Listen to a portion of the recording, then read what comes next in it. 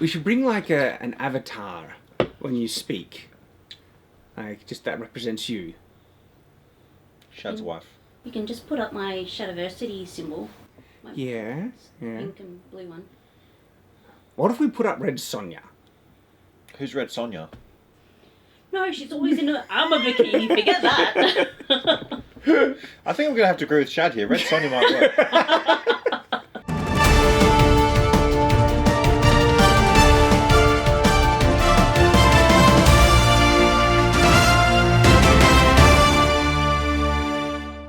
Welcome back, ye brothers and sisters, ye fellow knights, ye fellow watchers on the web. For the writing is oh so very bad and full of errors. And so now our watch begins. Okay, Wheel of Time, episode 7. What happened in episode 7? Oh, a lot happened, Oz. A lot happened.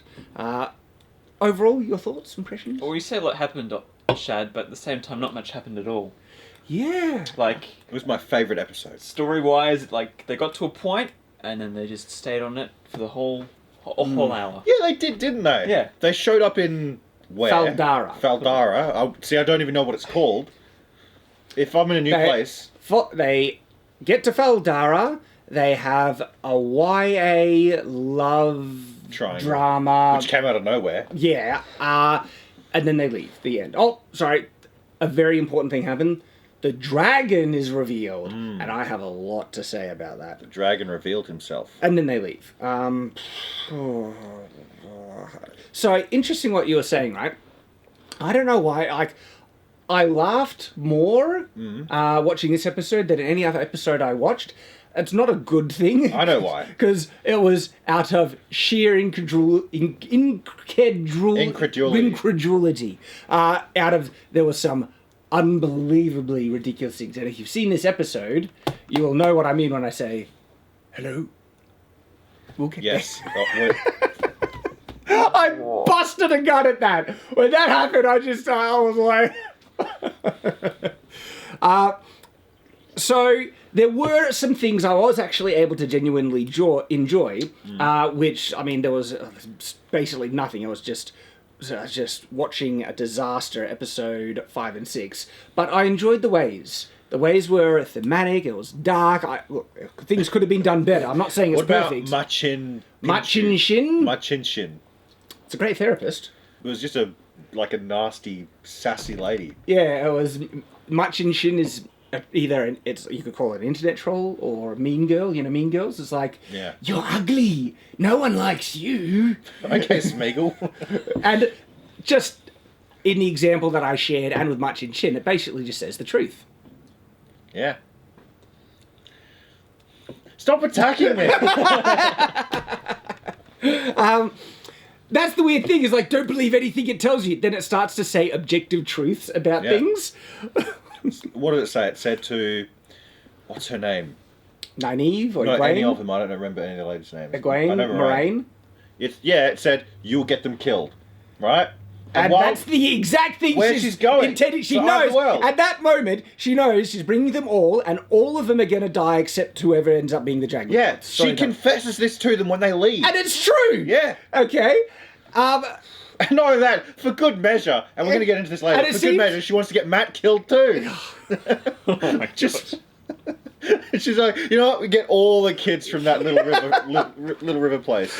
I think the things it says to Perrin is, by context of this episode, was true as well. Yeah. Yep. What did he say? You never loved her. Yeah. There's another woman. Yeah. Stuff like that. And then what it says to Red is You're the dragon objectively true. It's true. What did it say to Egwene? I can't remember. But It probably... said to Nynaeve, not Navani. It said to Nynaeve, you'll watch them all die and do nothing like you did with your parents. Half of that's true so far. We'll see what happens. That's a very real possibility of what Moraine is intending. Yep. I mean, Machin Shin was a big letdown because in the books it's sadistic and creepy. So it's like the blood, tearing the blood, rending the flesh off the bones, sicking it dry. And it's the most sadistic, weird crap. Like it's just about rending flesh and eating, and it's like killing babies kind of evil stuff. Like Democrat stuff. Am I wrong? when I said there were things I could enjoy, this whole episode is garbage. Almost like the things that I like I said.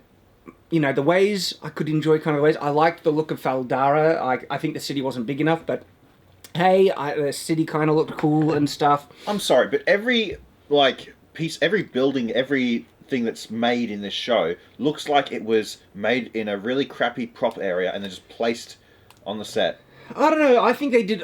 We'll get to some specifics later on, but I think they did better with the set pieces this time. And all right, so I'm relieved and annoyed, and because Rand is the dragon. The show is basically saying Rand is the dragon now. And even though we're going to be going through chronologically, I do think we need to address this point first, even because if we left it chronologically, it'll be the last point, but it's the most important point, so let's just grab that and chuck it forward and discuss the whole Rand is the dragon thing. And so I'm so frustrated and annoyed because, who is the dragon, the mystery, the reveal, does not work in this show at all. And part of me was like happy that finally, yes, they're acknowledging the dragon, but I actually suspect that this is a double fake. Is that the word? A double feint, or is it? Double feint, yeah. Double feint, where I think they're like, yes, Rand is the dragon, right? This is my, I want to be wrong, and I'll be so happy I'm wrong, but this is my concern, because, there is the Chekhov's gun on the mantle that was last episode about the multi-headed dragon. Why would you put that there unless you're purposely trying to throw off the scent? Yep. But that seems to be contradicted by this episode. You typically do it after, No, you can put a Chekhov's gun on the mantle. So a Chekhov's gun is like a lantern. It's like a little hint. Hey, so if someone...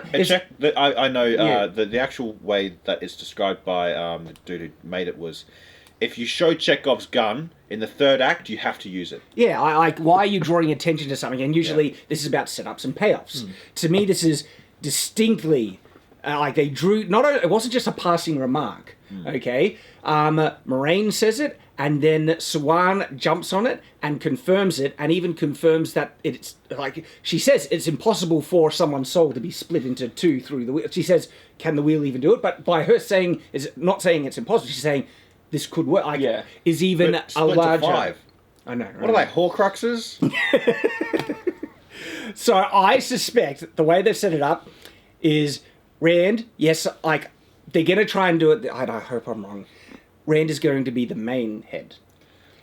And when he goes to the Eye of the World in the last episode, Egwene, Nynaeve, Perrin, they're like, he can't die, he needs our help, but, and all, there's so much bullcrap set up about, if anyone goes with the dragon will be caught between two, forces of nature and just be destroyed. It's like, they just can't stand 50 meters down the mountain a bit, just they're gonna die no matter what. But it's an arbitrary thing that they're just saying they will die, when I think this is bullcrap. By doing that, all right, they're going to go and help, and they're going to go and help Rand, and then they're all going to draw upon the power of the Eye of the World, and they're all going to do the thing together, and they're all going to be the dragon, and they might say, it's not a big change, because Rand is the head dragon, big head. He's got the head, the main head. I think the writer of this show has the biggest head.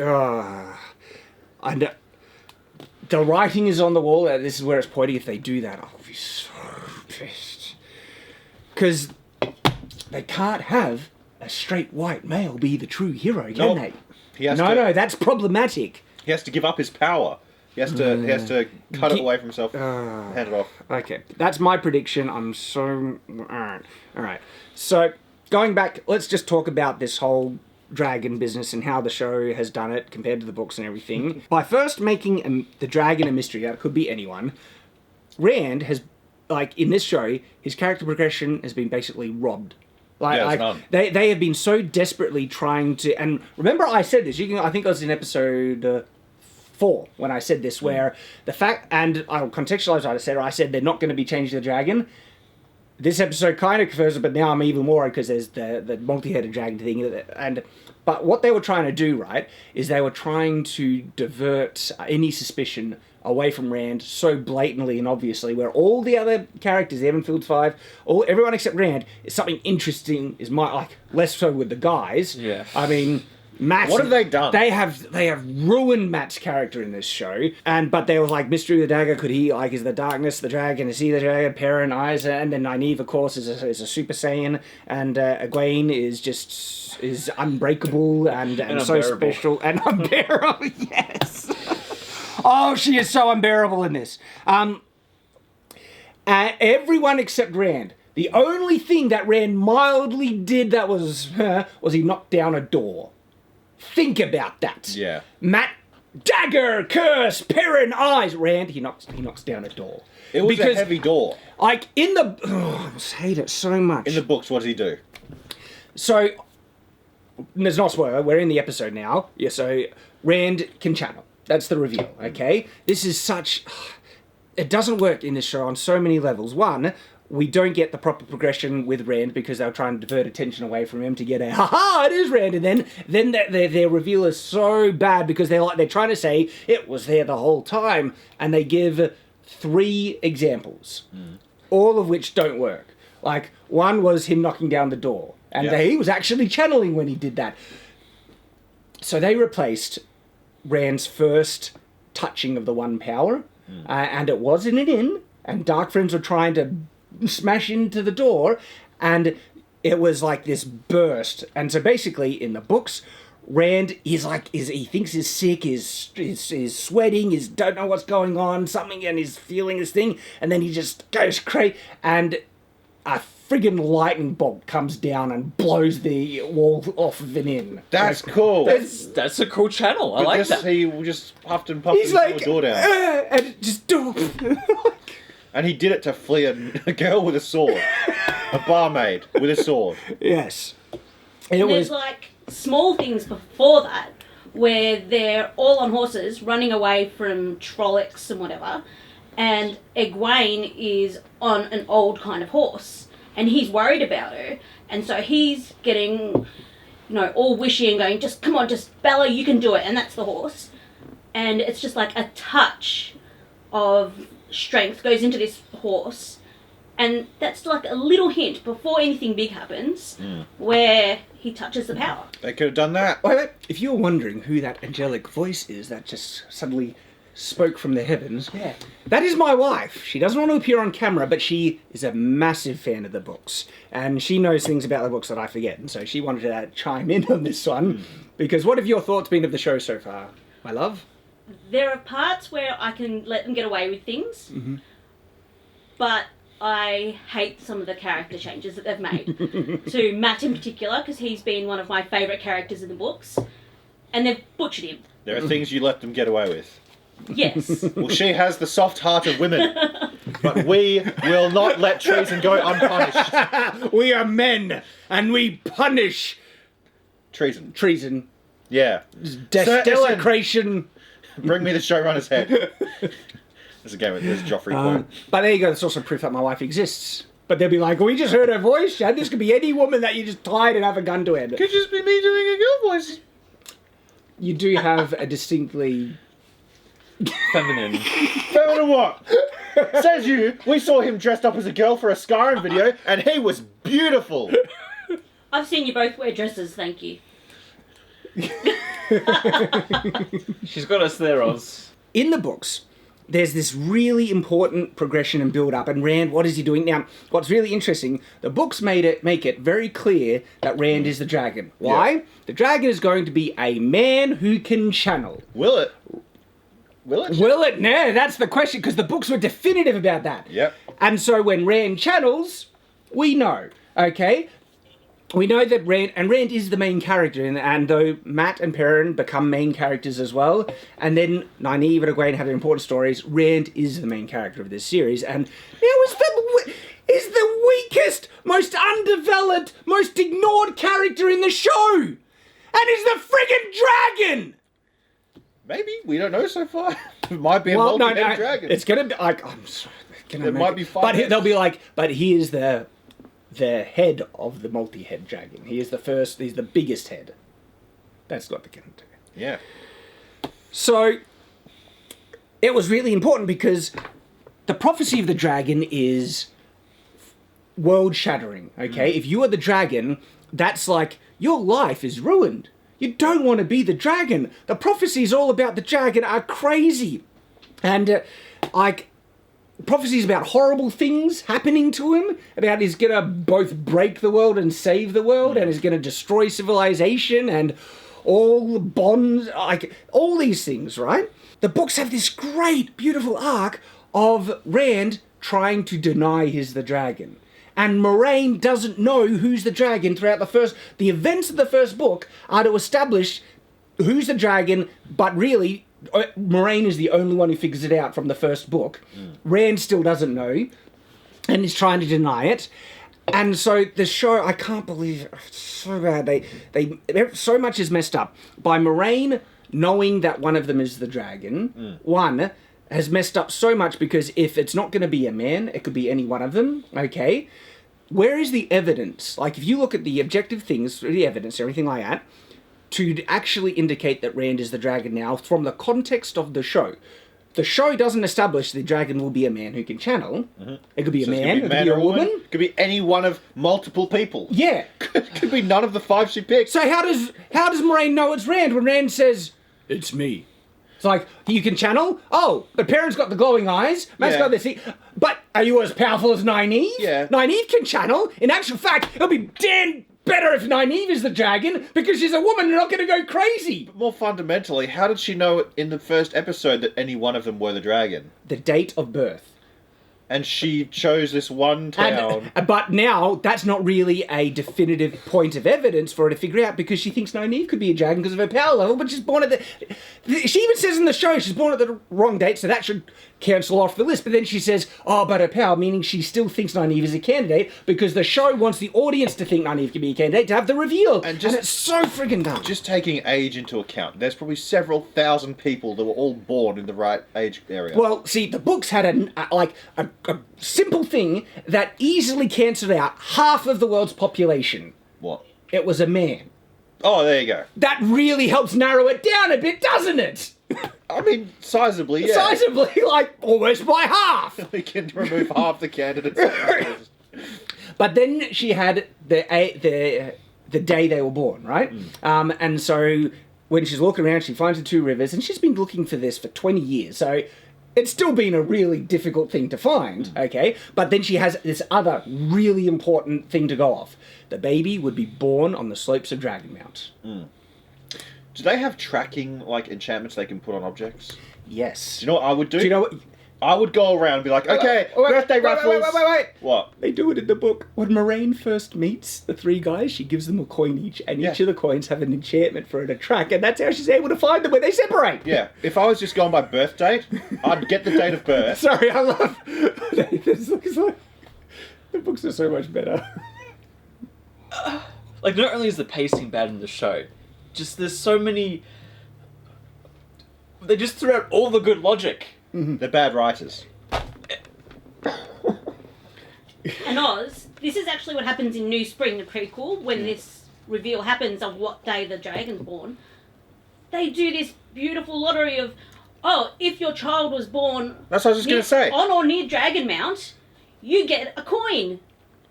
A whole lot of people volunteered their 6 months child, but they each got a coin, so she could go around the land and track them and find out if they're the dragon. That's what I was just about to say. So much more, like, intelligent. I know, it's like these characters are actually smart, but there's a difficult reality about writing. You can't write a character smarter than yourself. Well, I disagree. You can if you're relatively smart. And you know how to fake it. Yeah. Yeah. But Like Shad knows how to fake him being smart. I fake it all the time. But you already admitted that takes a level of intelligence, so thank you for calling me smart. Yeah, I do well, appreciate it. the wisest men play the fool. Obi-Wan Kenobi said that. And he was a smart guy. Oh, you're a smart ass. There's a difference. I'd rather be a smart ass than a dumb... Never mind, actually. I can't finish that word, can I? Okay, so... that's what Moraine had to go off, right? And she gets to the 2 rivers. Oh, there are 3 boys, so there's a clue already, born very close to the same time, and it's hard to get the exact thing. Okay?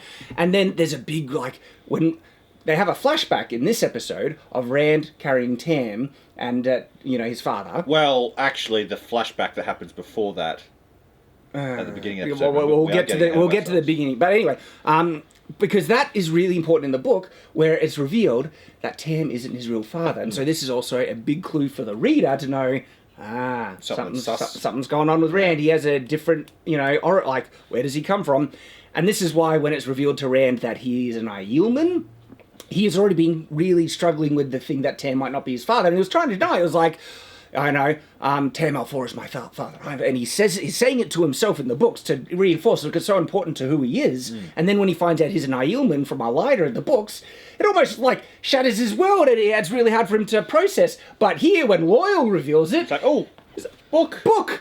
Jane Fastrider, it's a woman now too. He doesn't even, again, because they don't want to point any level of significance to Rand at all in the show because they want the reveal, and they're ruining Rand as a result. If people are not aware of the books, who cares about Rand? Like you said before, Nathan, that he was a non-character for you. Yeah, he did not matter, he didn't progress, he had no... Yeah, and it he's was just ginger. annoying. You even said that you could take out Rand and Matt from the show and it wouldn't have changed anything. No, you just stick with Land and Naive and Moraine, and then you got your show. And it's clear Moraine is the main character of this show. Yeah. And that's what they wanted. They wanted intentionally. And I find that so insulting to Robert Jordan and the books that he wrote to think you could change something as fundamental as the focal main character. But they're not in the show. Arrogant hacks. Because they have a story they want to... They don't want to do Wheel of Time. They want to twist it into something that is better and more progressive, and they've ruined it in the process. But even that, I wouldn't say the pacing's very good either. Even though it's normal writing. So, the fact that Moraine says definitively that one of them is the dragon, right, is so fundamentally broken because she has no evidence for it. All she, think, when she arrives in Two Rivers, what evidence does she have that one of them is the dragon? Oh, birth date, but not, because of Nynaeve. Moraine doesn't even know in the book. She's like, you might be a candidate, so I have to be really close. But then when she finds out they're Ta'Viren, that's like, okay, it's a much higher chance that one of you is the dragon. But guess what? Loyal figures out they're Ta'Viren throughout the course of that book. She comes to this. Somehow she learnt outside of the Two Rivers that there are 5 Ta'Viren. From who? It's this is just knowledge like a pedal. Oh yeah, there's Ta'Viren over there. What did they do of any significance in their life at that point that revealed them as Ta'Viren? The people watching the show don't even know who Ta'Viren are. What a Ta'Viren what's is. a Ta'Viren? Exactly. I explained what a Ta'Viren is in episode 1 because I was frustrated. So our review of episode 1. I didn't hear you. I forgot. Yep. At least Matt remembers. Matt, who? I mean, Nathan. Gosh, at least I remember our names. You should take it as a compliment. I think you're the Matt of our group. Yeah, but in my head, I just think of this really... Oh yeah, you don't want the to be show. that Matt. The The scumbag proper, Mac, yeah. who's got an evil in him, who's actually evil. Wait, we still talking about the show one, or? We're familiar with evil Matts. Yeah, me too. I love that guy. He's a good mate of yours. So it's I'm so frustrated about this because this is insanely important information that the books reveal through the evidence that they come across through the course of the story. In the show, Moraine just rocks up, you're all Ta'Viren, one of you's the dragon, and she just knows, which is such unequivocal bullcrap because that is, the dragon needs an insane amount of evidence to prove. So much so that it takes 3 books for Rand to actually just accept he's the dragon. First, courses the events of the first book convinces Moraine he's the dragon. She's going to be sticking to him. She doesn't want to tell Rand because guess what? If you told him, see ya, run to the hills. Nope, I'm noping out of here. And the fact that no one reacted like that when she dropped in the first episode, I thought was just gobsmackingly dumb. I couldn't believe, and so no one's reacting properly to this, right?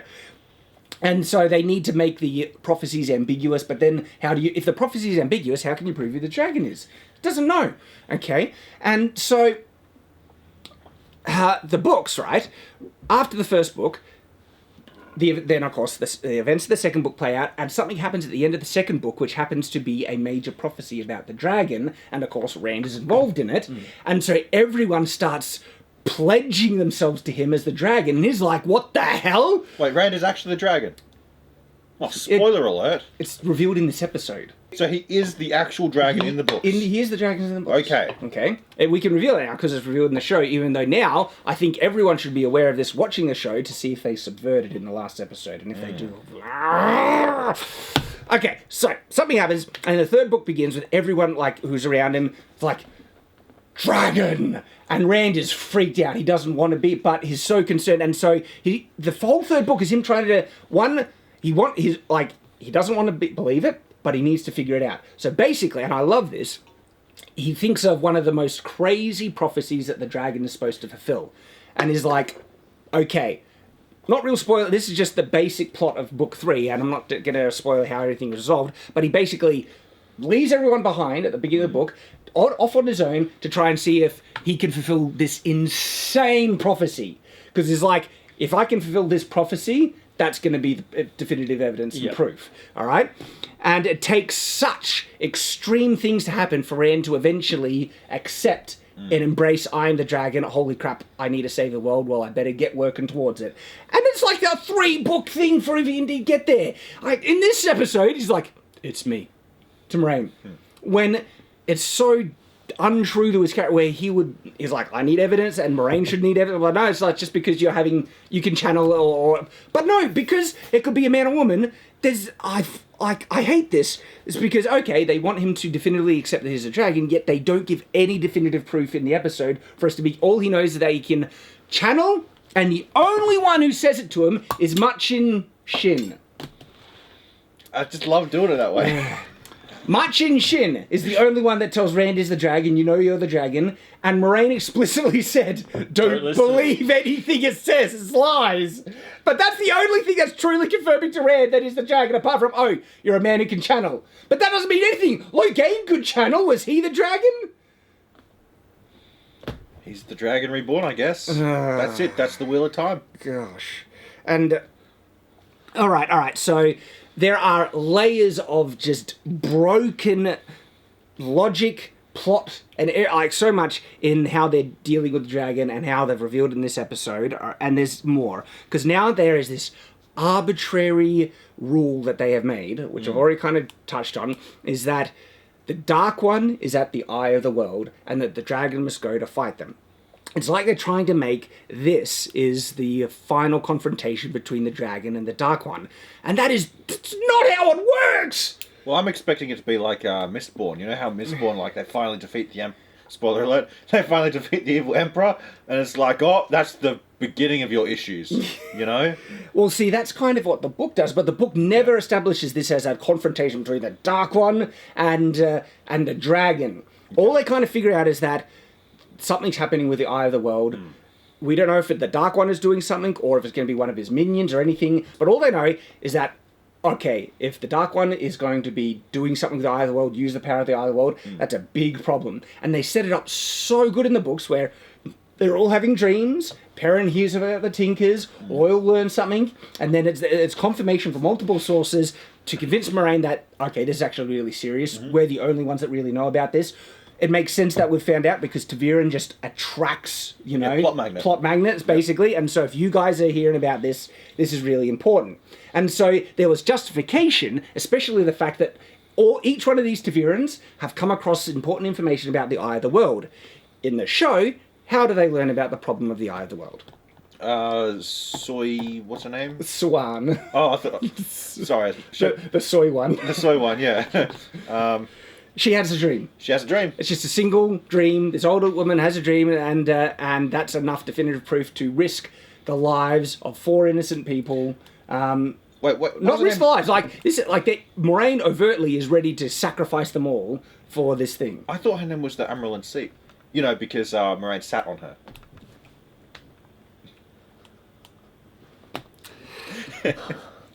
Thank you, White Cloaks.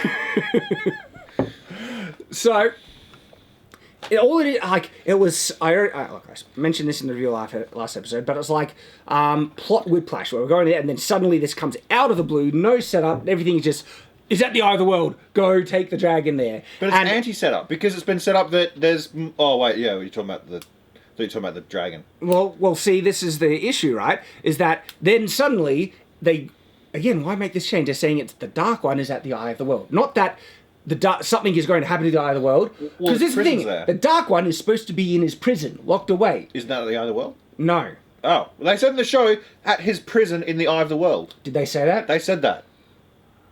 He's imprisoned at the eye of the world. No, the eye of the world is not his prison in the book. Where's his prison? His prison almost exists on another plane of reality that's bordering... Look, this is what I remember. If I'm wrong, correct me in things. But it's basically... It's connected to their reality, and he can sometimes reach and try and touch it and have his influence. And there are things that happen from his influence when he really pushes to try and touch the actual world, and bubbles of evil happen, and bubbles of evil are like crazy in the books. And what basically... Not good bubbles? No, like a bubble of evil is like an actual area that things go crazy and then like reality warps and falls apart and tries to kill everyone that's there. And so Matt's having this card game at one point, and then suddenly the cards are flying and ripping people's throats out and things, and like full on crazy stuff. And they go like, and they're wondering what this is. Like, this was the touch of the Dark One, and this is the evidence they have. The Dark One is breaking free. It's really bad. Holy crap! Because the prophecy is who is going to defeat the Dark One if he gets free? The dragon. Dragon. And so the thing is, the confrontation between the dragon and the Dark One is this. Like prophesied and known, it would be this cataclysmic thing because the Dark One is basically being able to enter the world almost, and all the build up is him being able to influence the world more and more and more. They're trying to portray in the show that this is going to be a final confrontation. Like Swart even says they could kill the Dark One. His weak is at the eye of the world, right? If it's at the friggin' eye of the world would be going nuts, be falling apart because he's being able to influence and stuff, right? And so there's so much bullcrap contradictions, and so they have this dumb setup that, okay, they're gonna, instead of just stop the Dark One subverting and using the eye of the world for something bad, it's the Dark One is at the eye of the world, we're gonna go kill him. Yeah. That's the setup. Yeah. And it's retarded. Yeah. Alright? And so now this has forced them into a couple of problems, because they have this arbitrary thing that this is going to be a confrontation between the dragon and the Dark One, which means anyone caught in the way will die. First off, that's an arbitrary bullcrap thing. It was like, couldn't you just stand a bit further away, like I said? But no, they're just going to die, and this makes Moraine look so bad because now she's going to be okay to kill everyone else. I don't know who the dragon is. I'm just going to bring you all there. In the books, you're all Ta'Viran. If I take you all, we have better chances of stopping the Dark One. More the better. That's a good setup. Makes logical sense. In this one, it's only one of you can stop him, and everyone else is going to die, but because I don't know who it is, I'm going to take you all, knowingly getting everyone else killed, you cow. And even in the show, she's like, she hints that she doesn't even have to give them a choice. She hints that she can just force them to. It seems like that. Yeah. And you might say, Shad, it's the sake of the world, okay? This problem, this choice, is it's artificially made by the choice of the writers to try and make some interesting conflict. It doesn't make it interesting. It makes everyone look so dumb. Yeah. Because you know what the response is? Like, I'm glad they at least try to have a conversation about this in the characters when they're in the dining room in front of the fireplace, where Nynaeve, Perrin, and even Rand, they're voicing legitimately good objections that there's no evidence that anyone is the dragon. There's no evidence that the Dark One's doing anything real. Exactly! Are there any pockets of evil? The Dark One ripping free? But in the first episode, first two. Yeah. Not since then. I mean, they flipping had a thing called the Trolloc Wars, and they're not even that bad yet. Yeah. And the Dark One wasn't coming free then. At least in Lord of the Rings, there was an era of peace. Then the orcs started attacking. Then they started getting really bad, and then they destroyed the ring. Appropriate build. There's no sign the Dark One is coming free. Like, this isn't the ultimate confrontation. But no, random dream of Swan, Eye of the World, Dark One there, go. It's like Moraine's just come over like, the world's going to end in 5 years. And so, from the information the characters have to go off of in this episode, there is no justification for them to be willing to get their friends killed in this process, because there's no evidence that any of them are the dragon, and there's no evidence that Moraine is right, and they have nothing to confirm that the Eye of the World is at risk and that the Dark One is there. In the books, guess what? They all had kind of dreams, they all had information that they kind of knew collectively that, yes, Eye of the World, this is a problem. Here, just the word off of old Swan, who had a dream, and now they have to go off just faith that this is the case, and so much so that they're willing to kill everyone else who's not going. And this is why Egwene looks like such a cow in the episode, because she says, basically, if there is any chance that it's right, we have to do it. Which is effectively saying, if there is any chance, I'm willing to kill everyone else, like everyone who's not the dragon. And it's like, you would want to confirm this a bit more. You're weighing up the risks there, though. Like, on one end, if the world ends, everyone dies, right? Including you. So what is the odds of that versus what is the odds of you dying going to the Eye of the World? Do you see what I mean? It's like, world ends, 0.1 chance, right? And she's still willing to do it. Versus going there, massive chance. Chance of dying. Exactly. But also, again, why are they believing this is even a problem? All right? Lady had a bad dream. Lady had a bad dream. But even then, they don't believe half the prophecies anyway. Exactly. They're saying, is it a male, is it a female, is it many, is it none? Like, they're so inconsistent with what they believe in, it doesn't even make sense. And they're like, okay, we have to do this now, because all the other prophecies they didn't even follow to begin with. Yeah. Well, a magic lady lover saw it in a dream. But other people have seen prophecies, and they still doubted them. Yeah, exactly. This is the most recent one, so we're all believing And this it. isn't even, it's not a foretelling, it's a dream. It's like, they're like, The dream about the dragon, she had a schizo outburst and then died. yeah. You believe that? If Alex Jones came out with his final prophecy and dropped, you'd believe it. And it's established in the canon that people who can touch one power can have the gift of foretelling, which are legitimate, true prophecies of the future that will come to pass or might come to pass in a different way, that because they're cryptically worded, but the words sometimes can be symbolic, but they will come to pass, maybe in a way that you weren't expecting, but they are fulfilled. But the dragon prophecy, he's born on the slopes of Dragon Mount. Yeah, that he was born on the and it's like it was pretty powerful. It's like, you know, his cries are, I forget the things, but it's like, I saw the comic book thing where she's like, blah. That was pretty powerful, yeah. And someone on Basketball Weaving Forum actually they edited that, so it's like, for a show version, it's like, he's born somewhere in the Two Rivers, we're not sure if it's a male or a female, really undecisive about this, I'm dead. Classic. They could have even developed Rand's character quite a bit here, where he's only saying this to Moraine to save the others. He's like, well, if there's a good chance I'm going to die anyway, how about I just say I'm the dragon, go with it. that would actually work. And If I would he's be lying, saving Egwene and Perrin. Yeah. Like, they could have built his character up heaps then, and he might have actually cared if he was possibly going to die. that would have worked better. I would have preferred the book version, but you're right. Like, so it would have made him look more self-sacrificed. He still didn't know and is lying to Moraine. But then why would Moraine? I don't know. Like, I mean, she He's believes just now trying to get anyway. Moraine killed so he can leave his paper. You're right, and so this also forces them into the reason why they basically need the dragon reveal in the first season. So, because they made it a mystery, who's the dragon between anyone? And so, how, like, basically they're going to force reveal who the definitive dragon is to the characters by the what? Well, it depends now. Either if they were being true to the books, one of you may die, they go to the Eye of the World, and only the dragon can defeat or do whatever, and whoever is the real dragon, it should be Rand, does it, but now it's going to be a multi-headed dragon. I'm just thinking Lord Farquaad. I want to be wrong. You know Lord Farquaad? Yeah. Some of you may die, but that's a risk I'm willing to take. That's Moraine in a nutshell! That's exactly it! And I love it that in Shrek, it's played off as an obvious Douchebag joke. villain joke, Exactly, douchebag villain joke. And in here, it's unironic, but people might say, but it's the fate of the world. My point is, there's no proof for that. They don't really know. They're just going off of some random dream. Especially when there's no evidence that the world's going wrong. Yeah, exactly. It's just more of the same. Because they've made it a mystery, and Moraine has dropped the bomb that one of you is the dragon, and that will be concluded. And so all the characters are going to know definitively, if anything plays out, who is the real dragon. they're going to be all the dragon, but in any case, it's going to be revealed, which is going to ruin that cool progression of the true dragon needing to accept it, learn it, and then proving a prophecy and all that cool stuff. It's all gone. It's gone. I think you're right. I think all of them are going to be the dragon. Yeah. I think this most recent Rand one is just a double bluff. No. They're just trying to mislead you. And No. Expectations subvert. Oh. They're like, okay, in Game of Thrones, they had the prophecy set up from the first season, right? They had like, stars bleeding, they had people being reborn, all the things in the prophecy, having to kill the one you love the most, stuff like that. And at the end of the show, the person who ends up being the Azor Ahai, the person who saves the world from darkness, had none of the prophecies met. It was literally Arya Stark. It was just, young female empowerment moment.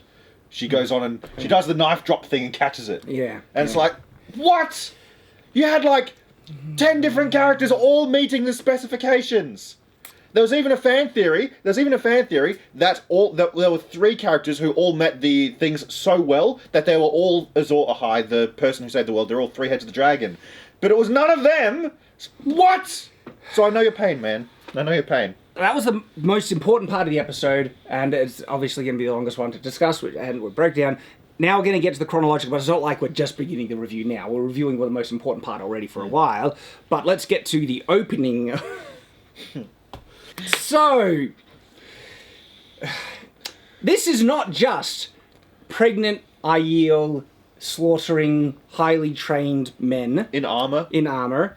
This is pregnant Aiel in the literal throes of labor and contractions, killing men. Multiple at a time. I can understand the impulse of wanting to kill a man in labour, but the practicality of actually being able to do it is a whole other matter. I mean, anyone who is even mildly familiar with how severe and traumatic labour can be, my wife and I have both. Of course, she did most of the work, but I was there helping out. My hand got really sore from being crushed. That's what they can do in labour. They'll just crush things in their heads. She's giving birth, trying to fight, just grab someone's neck. that would make sense. The contractions could then give a hand power, but they're not moving anywhere. So, yes, I've been, part of 5 pregnancies with my wife, and seen what, not just my wife has, but it's funny, when we were in the labour ward, do you remember our first pregnancy where there was the woman in the neighbouring room just screaming at the top of her lungs? Understandably so. Mind you, she was in early labour at that point. Yeah, she had a long way to go still. So... This is so laughably dumb and unrealistic that I actually find it insulting to the reality of how difficult and sometimes traumatic labour can be. And dangerous. I really feel women need to be given huge amounts of respect and reverence for what they go through to bring life into the world, okay? Yeah. And playing it off like, you could just kill people while you're doing that is fine, I find legitimately insulting. I couldn't... Well, it's like what I said before, the difference between men and women. Men typically go off to war, right? When men go to war, it's kind of like an adventure. You're going to see some bad stuff. You don't know if you're going to die. It's all uncertain. When a woman gets pregnant, there's a clock on it. There's a clock until pain and possible death. I'd say that's a bigger fear than going off to battle. Well, historically, there was a high chance that they would die. Yeah. So in fact, sometimes you could say a higher chance that even in historical battle, you'd be surprised how survivable it was because... Yep. People wouldn't die to the last man. There was retreats, feints, surrenders, all these things. You can't retreat from giving birth. That baby's coming out. That baby is coming. Okay. And that was awfully quick to have a baby, by the way. Yeah. Labour was super Well, fast. we don't know how far gone she was by the time but the fact she was moving that much. A couple of caveats to bring before we really smash and destroy this point. Okay. Thing is. I've got a full video on Shadowversity about can women sword fight, okay? Yes, absolutely. Women can be savagely effective warriors. In HEMA, modern day HEMA, women have won tournaments that's mixed gender, men and women, okay? Weapons are force multipliers. You don't need a lot of strength to do lethal damage with a weapon. So a woman can be very lethal with a weapon, but if you're going to just be realistic, you acknowledge there are physical limitations, okay? In terms of size, weight, reach, force. The good thing is you don't need huge amounts of force to kill someone with a sword. That's why it can balance Oh, that is out. good news. Well, that's why... Or a spear in her case. Or a spear in this case. So I'm not saying women can't be great warriors in a fantasy setting. In fact, the book has an entire sect of... Spear sisters. Yeah, sorry, the Aiel, this is their culture, and I believe, is it a sept? Or a sept? I think it's called a sept, but it's a warrior fraternity, almost, and they're called the Spear Sisters, and this woman is supposed to be one of the Spear Sisters, okay? So she would have been well-trained and everything like that. The stupid astronomical thing, she's in labour! No, a Spear Sister is not going to be able to move like that or fight like in labour. It's utterly ridiculous and profoundly insulting to how serious and difficult labour is. To have it jumping around, fighting, killing men. There's been a criticism as well, like Aiel have this very strong culture that when they fight, they veil themselves. Okay. This is so definitive of the books. You don't need to ever worry about an Aiel if they have them face open. But if they mask themselves, they are ready to kill. Yeah. You be careful, okay? Now, they're trying to explain, I've heard defenses like, she's in labour, she wouldn't really do it. They want to see him expressing everything like that. But Yeah, I can't really breathe that well when I've got my face covered. But this is the reveal of an Aiel warrior to the audience. And I can't believe, like, what is going through their mind to think that this... I can't conclude any other thing of why they think that they could get away to depict a woman in labour fighting everything, apart from a massive woman empowerment, yes, queen, I am woman, hear me roar moment. Like what more iconic feminist, scene could you pick than a woman in labour killing men? I found it insulting to women, honestly. But did you see, I was watching, the second time I watched that episode, I was watching the belly when she was fighting, and things just jumping around. Like, that's a milkshake, not a baby at that point. The baby is so, not only is the contraction so debilitating, right? Any movement that the baby does, pushes, can cause severe pain and almost debilitate a woman entirely. I saw it happening to my wife. Any things you want to share? By the time about that baby's coming out, I'm not moving anywhere. At all. She could possibly throw spears at people, I would accept that. Or even go into labour after she's gone and attacked people. You see, that would have been cool. Imagine she's got the Spear Sisters helping her, right? And she's giving birth, and she does manage to throw just one spear. One spear. That one spear would have said so much more than the entire fight we actually got. So this was what I think they should have done. If they were desperate to show the birth of Rand by Tigraine is the mother here, Sounds like a rapper. have the other Spear Sisters protecting her and trying to get her to a safe spot, and them dying. Well, because this thing, they make the other male warriors pathetic in this. Oh, yeah. These are supposed to be competent fighters. Tam is a flippin' blade master, and the other guys that are wearing the same armor, you'd assume are somewhat on the same level, but she is just... I am woman, hear me roar, slaughtering them all like nothing. And it's a tragedy, because some of the cinematography, I think, was half decent. And I wasn't watching close enough to really, look at the choreography, but on a surface level, it looked fine. Yeah, like when she's actually you see her dodging the blades and stabbing but back. it's utterly ruined by the very concept of what's supposed to be happening in front of our eyes. And so they could have literally had Spear Sisters actually struggling, sacrificing themselves for their Spear Sister Tigraine, who's giving birth for the birth of Rand, and the last one fighting the last man, doing like a double kill, or she's about to be dead, the guy's about to be dead, and she just, does one last thing. Or it could have been they all die, and then there could be Tigraine's thing with the one spear she has, or a knife where she just does one thing. Also, another thing, okay, I would like to know why these guys are trying to kill this pregnant woman so viciously. Yeah. This is during the Aiel War. I get it. Aiel are the enemy, but this is a woman who's about to give birth. It would take a scumbag of unparalleled proportions to try and kill a woman who's about to give birth to a child. But every man here, except Tam, has just killed. I understand in war, enemy stuff, but guess what? There are so many examples in war where the enemies actually... have some measure of decency to their opponents. And this is why I feel it's such a huge disservice, because for a vast majority of men, except some of the greatest scumbags who's ever lived, respect women and childbirth and understand.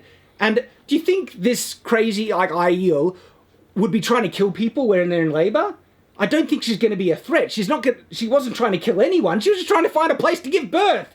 And if a guy is seeing this, he's a soldier, it's like, how soldiers usually work is if your opponent is identified as an enemy. But if they're surrendering, not trying to fight, everything like that, rarely are they just slaughter. I know it happens in historically, but the fact that this is a woman giving birth might have been one of those things that tipped them over the edge to showing mercy, which would have been vastly more realistic. They needed to justify somehow that all these guys, how many of these guys are trying to kill this one pregnant Aiel woman? I counted 5.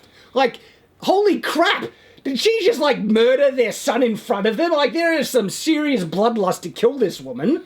Why? How, like... They just... Aiel are very skilled. I'm not saying they're not, but in this context, it's a pregnant Aiel. Yes. And if they wanted to introduce Aiel as these crazy warriors, why are you doing it with a pregnant? Like, just even one male Aiel protecting her or something and like getting that. wiped out along the way. That would have been fine. One male Aiel against, even 10, random soldiers and dying in the end and all of them dead. Would have worked. But if they wanted to do the feminist thing, which they really, really did, they should have just done a sect of spear sisters, all fighting to defend this one pregnant lady, and Or that even would have just been one other. or just one other. One other, yeah. They could have, been, walking Yes. together, running together, and that would have been awesome. Yeah. I can't remember where Rand's biological father dies, but I think it would have been an appropriate book change and really interesting to have his father, the husband, to Tigraine here, fighting to protect his wife and to giving his life. What a powerful moment that would have been. The father giving his life to protect his wife and son so he could be brought into the world. Can't let men have anything. What's funny though, Shad, I just realised. So this is Rand's mother, right? Mm-hmm. And she just took on all these dudes. And then she birthed the son. But the son, all he's done this whole series is run from women with swords. Like, well, that is dude, his heritage, and then what he's done is completely, like, it doesn't make sense to we're me. lucky that barmaid wasn't pregnant, otherwise Rand would be dead. Oh. I really want to impress upon people how absurd truly that is. A woman in labour fighting like that. Yeah. Like, Look, this show is supposed to be realistic, and it is something as dumb as I'm trying to think, like, just Star Wars. I'm trying to say see a flying elephant, but the thing is, they have fantastical creatures in this, and a flying elephant would be more realistic in the context of this show than a woman in labour fighting like what we saw. That's how it goes beyond that level of absurd. A few years ago, I drank like 6 Monster energy drinks in one day, and it gave me a kidney stone.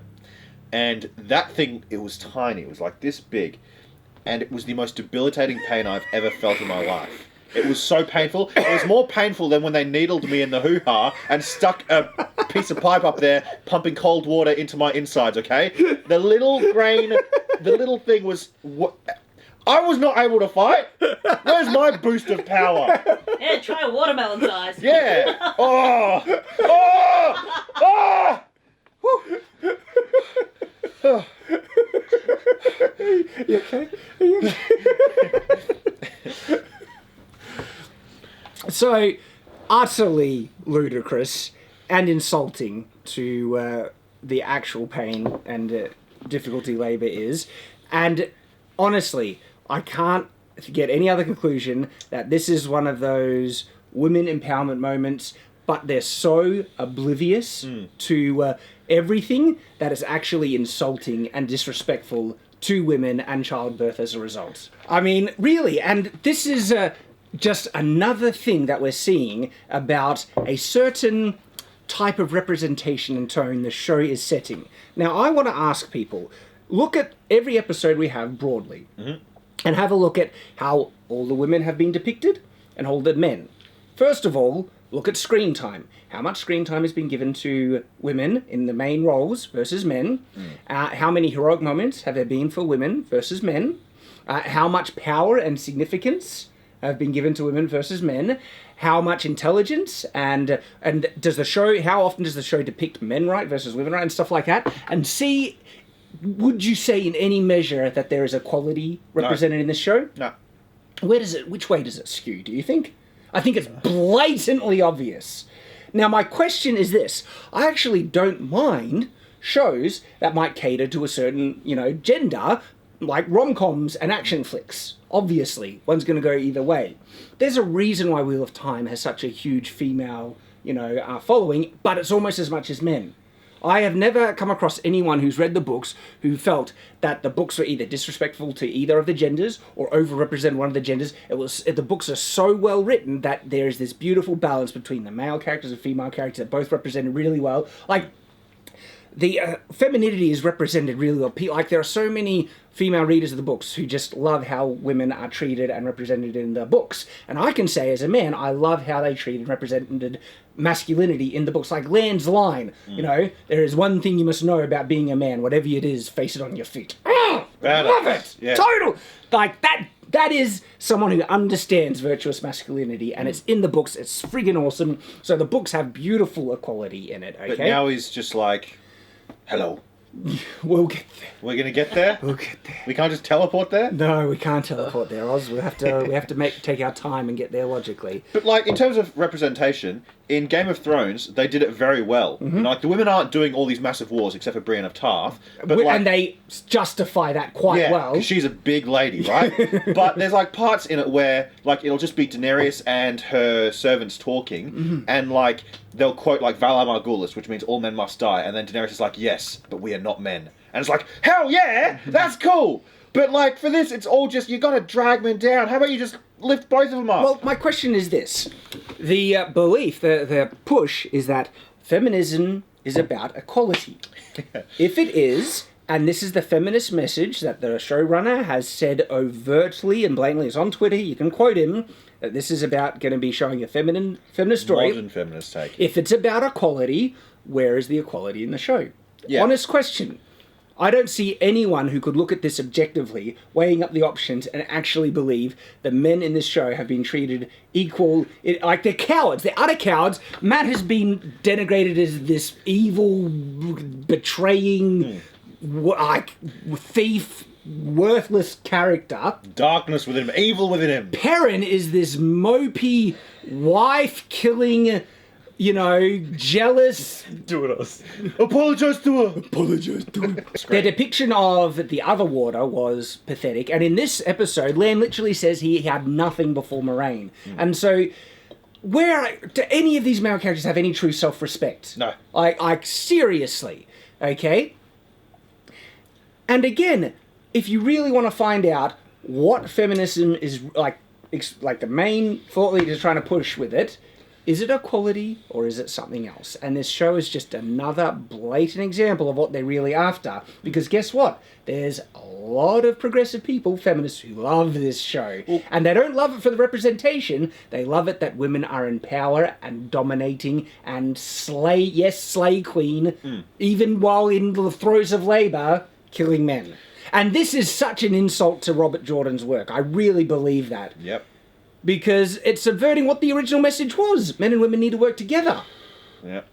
And, especially the picture of women in power, people have said, when I reference Swan, the Aes Sedai in the show are evil. Like, no, the Aes Sedai were, really suspect and dodgy in the books. It's like, no, they were really good Aes Sedai. Like, Swan was a good Aes Sedai, so was Moraine and stuff, and they're depicted as the main ones. And there's a whole arc in the books of the good Aes Sedai versus the dodgy Aes Sedai, and trying to make the White Tower this beacon of true justice, purity, everything like that. They established Swan as a noble, good person in the show, yet they're so blind because they want the women in power moment, right? Her words are full on tyrannical, and her punishment of Logain and any man who can channel is sadistically evil, yet this is the character that they are trying to show as the good woman in power. Yeah. Holy crap. If something is truly about equality, we would then see it. And this show has been said from the get-go that it's going to be a feminist show. Okay, if feminism is out, where's the equality? And we are seeing blatantly, and this slay queen woman in labour scene is just another nail in the coffin of the undeniable fact about the agenda behind this show, about its true type of representation. And honestly, it's at this point, it's insulting to men. It has belittled them. And to women too. And to women In this as well, part. actually, yes, as well. Yeah, you're right, okay? They don't even know how to do their proper, like, actual, genuine, sincere type of And if they did it right, it would have been, we would have loved it. And it would have been awesome. Yeah, I mean, because we have no problem with female action heroes, women empowerment, everything like that. What we have a problem with is supremacy movements, okay? If you want equality, let's try and make everyone's opportunities as fair as possible. And even though they have women that are hugely powerful and are the main characters, I think I only actually like one of the characters. And that's one? Nynaeve. Nynaeve? The rest, I don't actually like who they are. Like their personalities. They're not likeable. Yeah, and Matt's your favourite character in the whole series. Well, in the book. In the books, not I mean, so yeah, much yeah, in the show. yeah, because this is the thing. They think that men don't like female characters, which is utterly ridiculous. Stop doing that! I like it. No, because It's then we get fun. lost. All right, so Alita Battle Angel, Arcane, like in Yeah. actual fact, Arcane has like if you were to take a balance. There's more female representation than male representation, I think, on a whole, but the female characters are far better on a whole than the male characters. But it's a good series, and there's Yeah. no gender or sexism trying to be pushed. That show's about fathers and daughters. Oh, And it's great because of that. They have that line, there's nothing more undoing than a daughter. That is like, dude! Oh, man! And so what we want is good written characters. I don't care what's between their legs, just give me a good character. But the thing is, as soon as you start to push for a gender over quality writing, it usually results in terrible characters. Yep. Just And horrible. I think it was J.R. Tolkien. Is it J.R. Tolkien? Whatever. One of the Author of Lord of the Rings. One of the R people with the authors. He said that everyone puts allegory into their story. They can't help it. Your story is your kind of worldview. Possibly, yeah. And so this is their worldview. You know? Like your story had allegory in it. Yeah, it did. Yeah. Yeah, but I didn't try. That wasn't my main goal. My main goal was to write a good story. Yeah. Yeah. Characters first, plot, everything. Wrapped around interesting philosophical concepts that were structured by the history, characters, and all that stuff. Alright, so in this scene, of course, annoyances, Armor is basically doing nothing. I mean, they have a slit down the middle, and she's stabbing through the middle. But the thing is, Armor has this, like, even this gambeson I'm wearing now. Do you see this? It goes over. There's an overlap, so if you stab, you wouldn't get in between. Yeah. Even my stomach has multiple folds. But then someone gets like a dagger in the back as well. So the armor this is all a lightsaber. It's just ridiculous and dumb as well. Yeah, he threw a dagger and it went through. If it bounced off, they'd be like, yeah, okay, accuracy, but no. That's just the opening scene. Yep. Well, to be fair, we don't have to go through the dragon stuff anymore. Oh, yeah, but... We'll come back to it, I know. What are we up to now? The Waves. first actual scene of the events of the show, which is when they're in the waves. Matt! Matt, where are you going, Matt? Matt! This is frustrating. Oh, yeah. This is so frustrating, this part. Good, he's gone, he's evil! Yes. We hate him! We don't want to take him anywhere near the Dark One. We weren't going there. But we're not going to take him there. This is broken on so many levels, and we've got to break it down. This is what we do here, okay? We break things down. And we'll also build it up if it's good, but if it's bad, we're going to explain to you why it's bad and point it out. And if it takes a while, we hope you enjoy. Let's deconstruct Put it on as something fun in the background. I hope you guys if enjoy. anyone's watching this alone with their two eyes, what are you doing? No. That's good too. Watch us. Yeah, great, watch us. But find something productive to do at the same time. But hey, they're free to just watch us enjoy looking at our faces. I'm saying no, don't do that. Do something You can else. see what I'm expressing as I'm speaking. You can look at, Nathan's intense contemplations. Do your tax and you can returns. just laugh at Oz's look. Hey, not only do I look funny, but I sound funny too. There's two things I got. You do. You wear glasses. Yeah. Makes me look smart. Yeah, look smart. Doesn't make you sound smart. My words make me sound smart. Yeah, let's go with that. Yep. See, it hurts, doesn't it? No, because I just know it's definitively not true, so it's like water off a duck's back. You can keep trying. They beyond assassinate Matt's character here. And it's so annoying because it was unneeded. This was utterly unneeded. Like, Matt, he could have been sick from the dagger and was too bad to go with him. First real big issue, again, how dumb that one of you might be the dragon, okay? If the world is truly at stake, you would need to bring Matt because he might be one of the dragons. You have no other choice. Their explanation is this: that there is an evil inside him, and Moraine literally says she would never take him within 100 leagues of the Dark One because she knows what choice he would make. Then what were you doing? Taking him through the ways? Why did you bring him to the gate like the ways then? You bring him closer. Like you were happy to take him. It was his choice not to go, and now you're saying, no, it was my choice not to bring him, when he was the one who chose! If he did go, you know what Machin, what is it called? Machin Shin? You know what I would have said to him? What? All your friends hate you.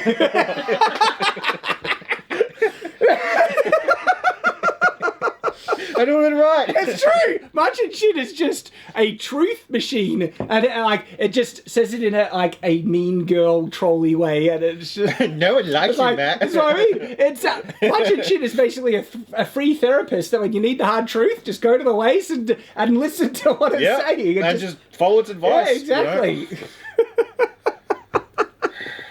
So, it's utterly ridiculous. There's a blatant, unbelievable contradiction in Moraine where she wants to take Matt chooses not to go, and then she's like, no, it was my choice. I wouldn't take him within 100 leagues. You were bringing him. Yeah, I didn't want to bring him anyway. Okay, so that's so dumb. All right. And the excuse, I can't stand. So then they're saying, just open it again, Moraine. Just open it again. Moraine's like, oh, and what's annoying, they try and give all these reasons before an actual logical reason, and that which you only needed this logical reason. It would have answered quite satisfactorily that they couldn't risk opening it up again, okay? It still makes Matt look horrible for choosing to stay behind. And they're saying, like, there's a darkness in him, and also Egwene is like, he left us, and then Moraine also says Matt leaving was his choice. And it's not his choice when you could just open the gate again. And again, they were all walking together and they didn't turn around until they were all inside. But not only that, didn't they actually say, whoever doesn't want to come, like, something like that, we can't turn back? I don't know about this whole death idea. Yeah. And being a dragon doesn't seem like a great idea either. I'm staying here. At the end of the last episode, doesn't Moraine give everyone a choice? Yeah. That was the smart one. Matt really, seriously, out from all the vague bullcrap and no evidence they have, you wouldn't be going. No, like, Moraine, give us some evidence, you crazy. Like, Moraine should literally be like a crazy woman at this point, just saying, Dark One at Eye of World, you're dragons. Yeah. And, like, I would need a lot to convince me I'm the dragon. If I am, I'm running to the hills. And then all of his friends, because he chose not to go into, like, very almost certain death, they're like, oh, he left us. He chose to go and get that evil dagger again. The dagger that's feeding on the darkness within him. And that's literally them ascribing ill motive to him. Like, he's probably off going to get there. And that was from Egwene again. Egwene is just being a cow once again. And don't you pretend that she wouldn't die for him. Oh. Fight for him. Put him up for slaughter. Yeah, true. And don't pretend that I wouldn't be willing to kill him to save something vague that based on a vague thing. If Moraine told me to. Because is there any chance at all? This is so frustrating. Because, look, I understand Matt needed to be written out of the show because the actor was... and honestly, the more I'm seeing in the show, I'm starting to think that, like... He had good reasons to leave and try and get out of this dumpster fire. Maybe he just read the books before he did his role. Gosh, like, there are rumors, but because none of them are confirmed, I don't want to repeat them. But some of the rumors are like, and they're all in, and some of these rumors actually are defensive of is it Barney Harris? I forget his name, but the actor of Matt. That what I don't like. All I'm saying is that there could have been vastly more justified reasons for him getting out of that. It could have been something just as simple and arrogant as him being like, hey, this stuff isn't in the books. Him saying that too many times could have just been like, all right, you're done. Because there was a time where Ben Affleck said that to a director and the director told him to... Really? It's like, why do they just send train astronauts to drill instead of training drillers to be an astronaut? Just shut the hell up. Anyway, but yeah, sometimes if an actor gets too lippy... So, look, we understand he needed to be written out of the show, but there was such an easy and obvious one. Just too sick from the dagger. Can't come. And then the answer is, if he is the dragon, and we take him to the Eye of the World in this state, the Dark One will win and will be dooming everyone. Yep. And so, it is better that he stay here, even if he is the dragon. But because the dragon might be one of you might be strong enough to fight him. We can risk it with you. It's so obvious and easy to make that conclusion, and so it makes me wonder, why have they assassinated, like truly dragged this character through the mud and written Matt out of the show in this way when there were vastly more charitable and acceptable and logical ways to do it. It's like they have overtly chosen one of the worst ways to do it, and then after Matt being this big coward, they are like metaphorically crapping, taking a dump on the character afterwards by saying he has got evil in him, he left us behind, and while we're at it, speed dial the Red Arja, would you? To literally assassinate his character. Like, Moraine, this also, like, I'm speechless on this one. Moraine says, I need to send you a note to the, White Tower. There's a man that they must find, and the Red Arja. Like, she's outing Matt to the Red Arja. Yeah. Who was the green? It's not a man, it's a boy. Who was the green lady who was like, what if we found the dragon, but we let the Reds gentle him? Well, let's be sure of it. Like, why would she do that? I don't know. Like, this makes Moraine look so evil and bad. And they're trying to... Look, the reason why is that in the context of the show, Moraine literally thinks there's an evil in Matt and needs to be stopped. Like, and it's all... So the only thing to justify it is that they are assassinating Matt's character, making this really evil, bad thing. What has he done to demonstrate evil? And they're not just saying corrupted by the dagger. She was saying that the dagger was drawn to him because of the darkness inside him, and the dagger was feeding off the darkness. What has he done? This is unbelievably foreign to the books. There was nothing like that in the books. Yeah. The dagger was evil. Matt was this pure, good-hearted hero who didn't like the reputation. It was like, I'm no hero and stuff, but every time he push came to shove, he would go and save it. And he was this really noble good guy who liked, gambling and carousing and stuff, and he was cheeky and played pranks and everything, but it was a noble hero. He really was. And that's evil. And the reason why they, one, it wasn't just Matt who found the dragon. Mordith spoke to Matt and Rand. They go down into this building, and then, yes, Matt finds the dagger because he does like money. He wants to be, he has dreams about being wealthy and things. It wasn't because of evil. It's because they're Taviran and they're plot magnets. There's this crazy, powerful thing that they will warp the pattern around them that the thing will be pushed into their path as a result, right? But now they have changed that. And again, why? This one, it's to make a male character look like garbage? I don't know. Because there's no structural, logical reason in the plot to justify this. It's literally to make his character come out as this inherently evil scumbag. And he hasn't done a single thing wrong. He took a dagger, he robbed a corpse. Other than that... Robbing a corpse, Matt wouldn't have done that, and he's a thief. Matt wasn't a thief. Well, I think there's even a line in the books, I was on White Cloaks, I think I saw this, where there's a line of Matt's, I'll never be a thief, or never steal, it's in the books, right? And now they have him legitimately be a thief. If they wanted to have him have darkness inside of him, they could have shown him doing dark things. Imagine if he killed the barmaid. That would have showed some darkness in him. I felt that would have been completely justified. Well, disarming her versus straight up killing her. Maybe after he had defeated her and she was begging for mercy, and then he just. I think surprise killing a woman even though she doesn't have a sword on you, that's a bit dark. When you could just karate chop her wrist or something, No, there wasn't any looking from the show. I mean, he's a thief, and he robbed a corpse in a desperate situation, but nothing overtly truly evil, there's this evil darkness in him. And so this whole crap, right, is we're better off without him. Moraine's he made his choice. And all these answers for reopening Gate are utterly ridiculous, and then Loyal comes in with something logical. It's no, if we channel in here, we'll attract Much and Shin. And that actually makes sense, because... if Much and Shin was scary. Yeah, if Much and Shin was actually scary instead of a useful form just a of... big meanie. Oh, it was a useful form of psychiatry, basically. Yeah, tough love. Hard truth. Yeah. What would I hear if I went in there?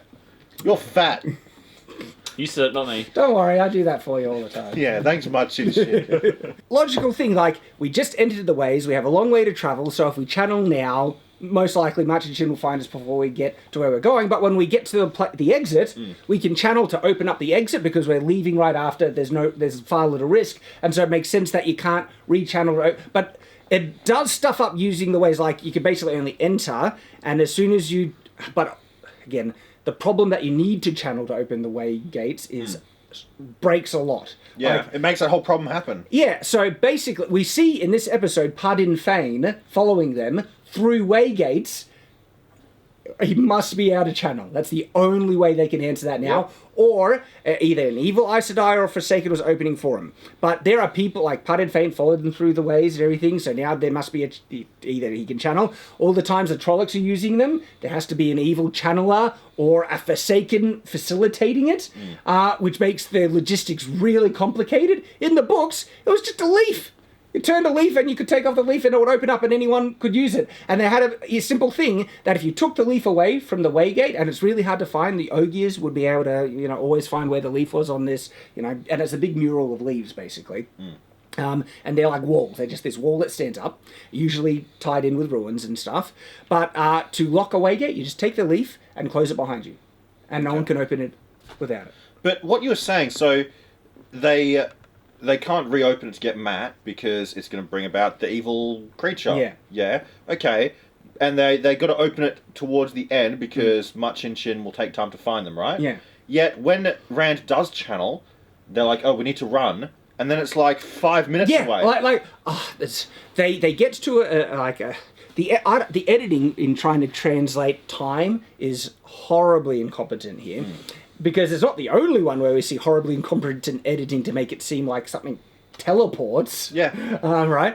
Where they get to the stone, they need a thing, and Moraine literally says we're at least a day away from where we need to go. And then Loyal is reading it. They make it look like Egwene channel. I'm just going to jump on that because there's a big problem here, okay?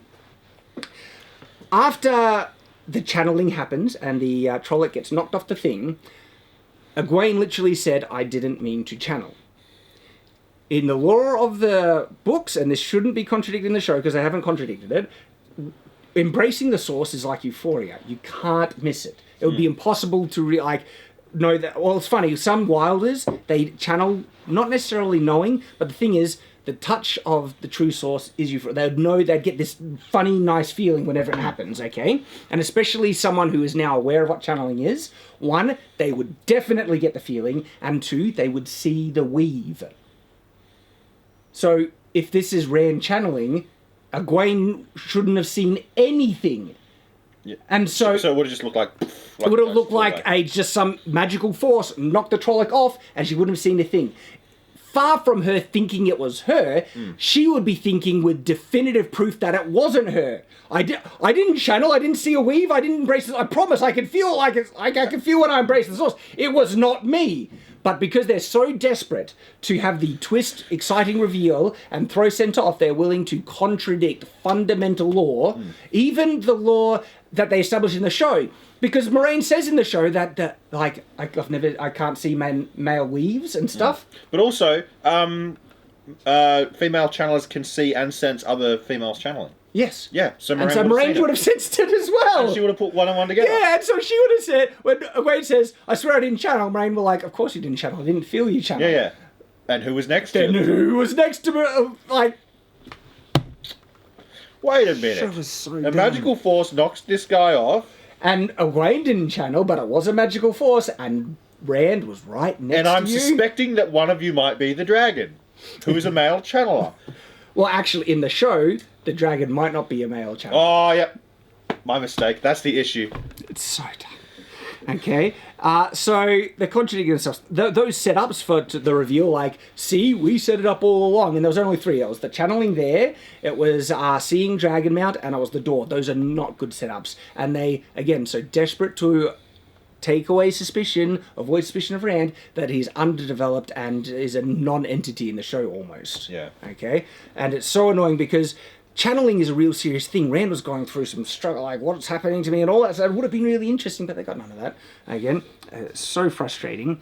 And then, so Moraine had said they're at least a day away. Suddenly Trollocs are there. And then they said it's closer.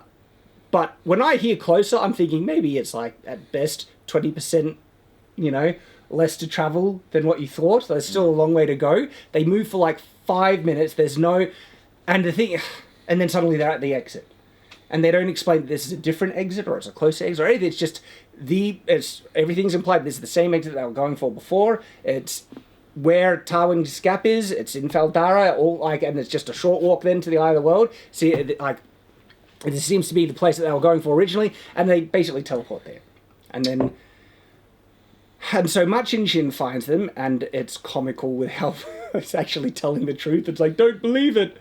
Which, honestly, when Rand accepts as the dragon, if he was going off what Moraine said, that Machin Shin lies, that would be further confirmation that he isn't the dragon. So what is telling him that he is the dragon now? Just a feeling. He can it's just... right? They get attacked by Machin Shin, and then Nynaeve goes Super Saiyan. Oh, yeah. So question, when she's walking up to do her big Super Saiyan thing, what emotion looked like she was expressing on her face? Fear and pain. Fear and pain? Yeah. Maybe some sort of cramp, I don't know. Yeah, because that's interesting. Uncomfortable. Anyone familiar with the books and Nynaeve's character and her relationship to channeling would know that what the show reveals here, is actually portraying, is utterly contradictory to Nynaeve in the books and what happens for her to channel. It's completely wrong. And then if they establish that Nynaeve has to do this later on to channel, well, they've contradicted, because she was not looking this way at all when she goes Super Saiyan. And then, what is she actually... She's holding off Machin Shin. In the books, no, who could do that? Wilders learn a couple of weaves instinctually, and sometimes you can stumble upon a weave just out of the blue. That was really rare. I actually did check the wiki. There is only one female channeler who has ever been able to hold off Machin Shin. Her name was Mary Sue. So yeah, they get to Faldara, not as big as she should be, still like the look. We get to see Uno. This guy with an eye patch, right? But the problem is, Uno's supposed to have this really foul mouth, and in the books, his foul mouth is in the same context of the book swearing, but they've already introduced modern swearing now, and so to have anyone truly foul mouth to hear in the modern context of modern swearing, you need to use really modern foul mouth things. But Uno just says, "You bloody big bastard." Yeah. And it was like... It's nothing. It didn't sound foul at all, and they're dropping shit and things, and Egwene already called Rand a stupid bastard, and it's like, Uno's not particularly foul-mouthed at all compared to anyone else. I heard that from my dad. To be fair, though, I am in my parents' wedding photos, so... I agree with the big part, yeah. What's that supposed to mean? I'm just going to be like, what's that supposed to mean? I'm at my belly. I would like to know how Pardan Fane gets out of the way. He must be out of... That's the only answer. He had an evil channeler with him or something, but anyway. Algomar is the leader of Faldara here, and they basically make him out to be an incompetent, pig-headed leader. And if you think the scene doesn't do it, Moraine literally says afterwards, why would he ever ask her a question when he thinks he already knows the answer? That was Moraine's commentary on Algomar. That is this... Again, in the books, he was this competent, but also loyal. He liked Aes Sedai, he wanted to help them, and he was really you're here, yes, we'll do everything we can to assist you. But in the books, he's like, you're here to help us. We don't need your help. We've defended Tarwin's Gap forever and all that stuff. It's like, can't they keep one of the decent... and he's a minor character, but he's still decent, loyal, competent, everything... Why do they have to make them all incompetent? Not a single male can be seen in a neutral or positive light. I mean, Lan is the only one who's mildly competent in his fighting and stuff, but he can Even be then that. He denigrates himself. He does. He's like, I had nothing before Moraine. Nothing. So, I was just a king. Okay. Heir to a throne. But what they did with Matt's dad and now Agomar is like... a trend is starting to appear. Just now? The only one who's mildly, somewhat half, decent in who he was is Tam, Rand's father, because he was he saw Rand's mother giving birth, and then instead of killing her, for some reason all the other guys are trying to kill this, and she should have been a defenseless pregnant Aiel woman. Yeah. Yeah, so Tam is the only guy that they're kind of maintaining his decency from the books to the show. But all these other characters are seeing, come on. Rand's just a sissy, and so is, what's his name, Perrin. Oh, Perrin. Perrin's a white knight. They ruined Perrin in this episode. Apologise to her. So bad. Don't talk to her like that. We've already covered the Moraine sicking the Red Aja on, and I can't believe this. the Blues hate the Reds. They don't get along. They're literally This is blue and red. after Moraine already tried half to back up Leandrin in the things. Like, yes, what she did was justified, and Leandrin just full-on stabbed her in the back. Yeah. So, if anything, even in the context of the show, she should be really distrusting the Red Archer, and now she's sicking them on... Like, you'd think if she has any concern for Matt... But she... Like, this legitimately is, again, assassination for Matt. Matt is evil. He's full-blown evil. Otherwise, Moraine would have gotten the Blues... Yellows. Or the Yellows to help him out.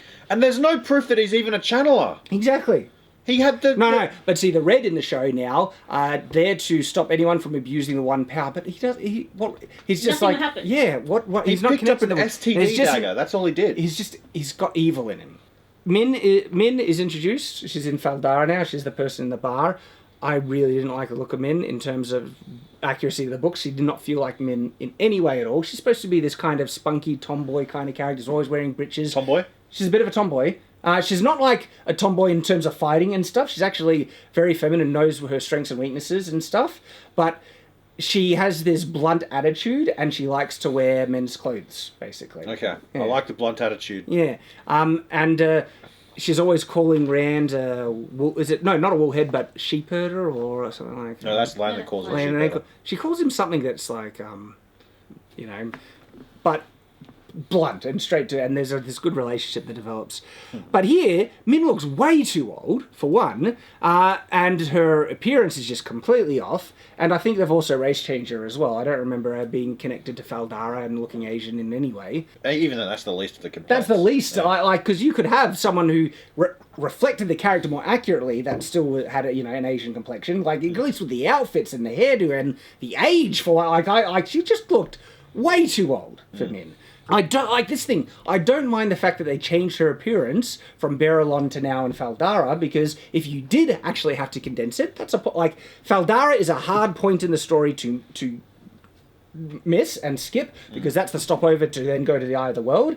But so if you had to cut Berylon, you could then do some of the meetings in a different, and that's like one of the changes that I would have been okay with, because it's evidence of condensing. But the bullcrap excuse that they had to cut stuff because they couldn't fit as much of the stuff in, when they literally made up new stuff that's not in the books and injected into it, just is utter proof that they so much of the stuff they cut was not to condense. Yeah. Even though this is an example where you might have been able to do it appropriately. Perrin, he says, like, he's explaining the way of the leaf to... If everyone followed, they'll be better off. Okay, what if a bear attacks, This is, again, so contrary to Perrin. He disagreed with the way of leaf on every level when he hears it. And he's trying to argue against him, and obvious things, when you're attacked, you have to defend yourself, and you're not going to let yourself be killed. Here, they literally have Perrin, like, yeah, it's actually pretty good. I can't believe this. This is where we get to some really, really bad writing, and things go awful. Oh. So, first of all, they're having a conversation with Moraine about the issues, and thank goodness some of them actually demonstrate that they have some brains here. This is where Moraine tells them that if whoever goes to the Eye of the World isn't the dragon is going to die.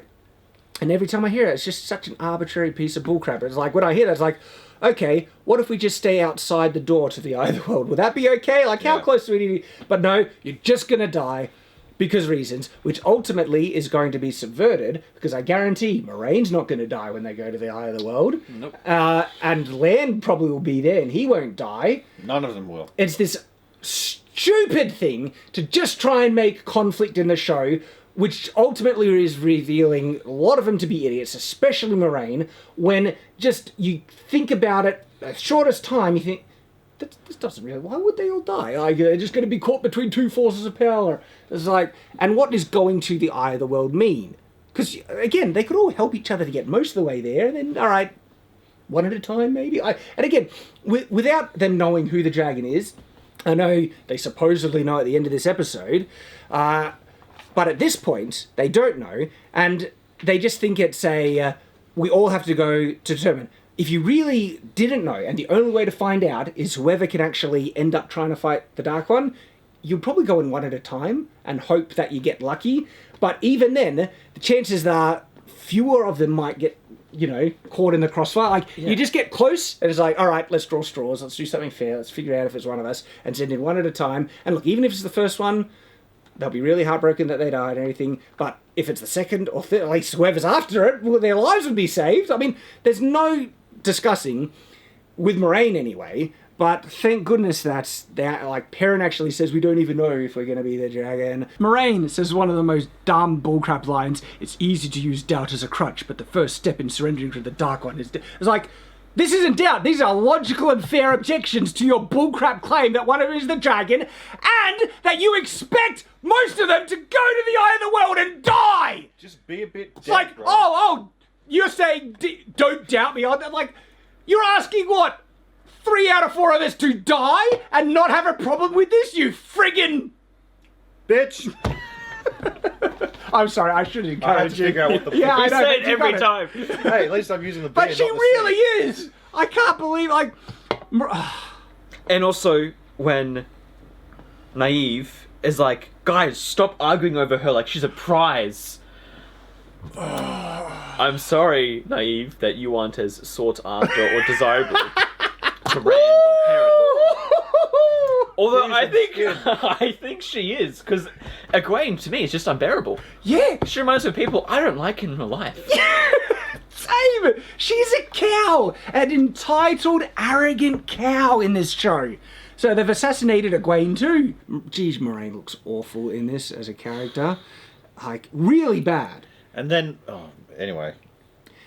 And she doesn't even truly know who the dragon is. Like, it could be none of them for all that she knows. All right, let's... She has no proper confirmation. They're just Tavira, and that's kind of born in the same age.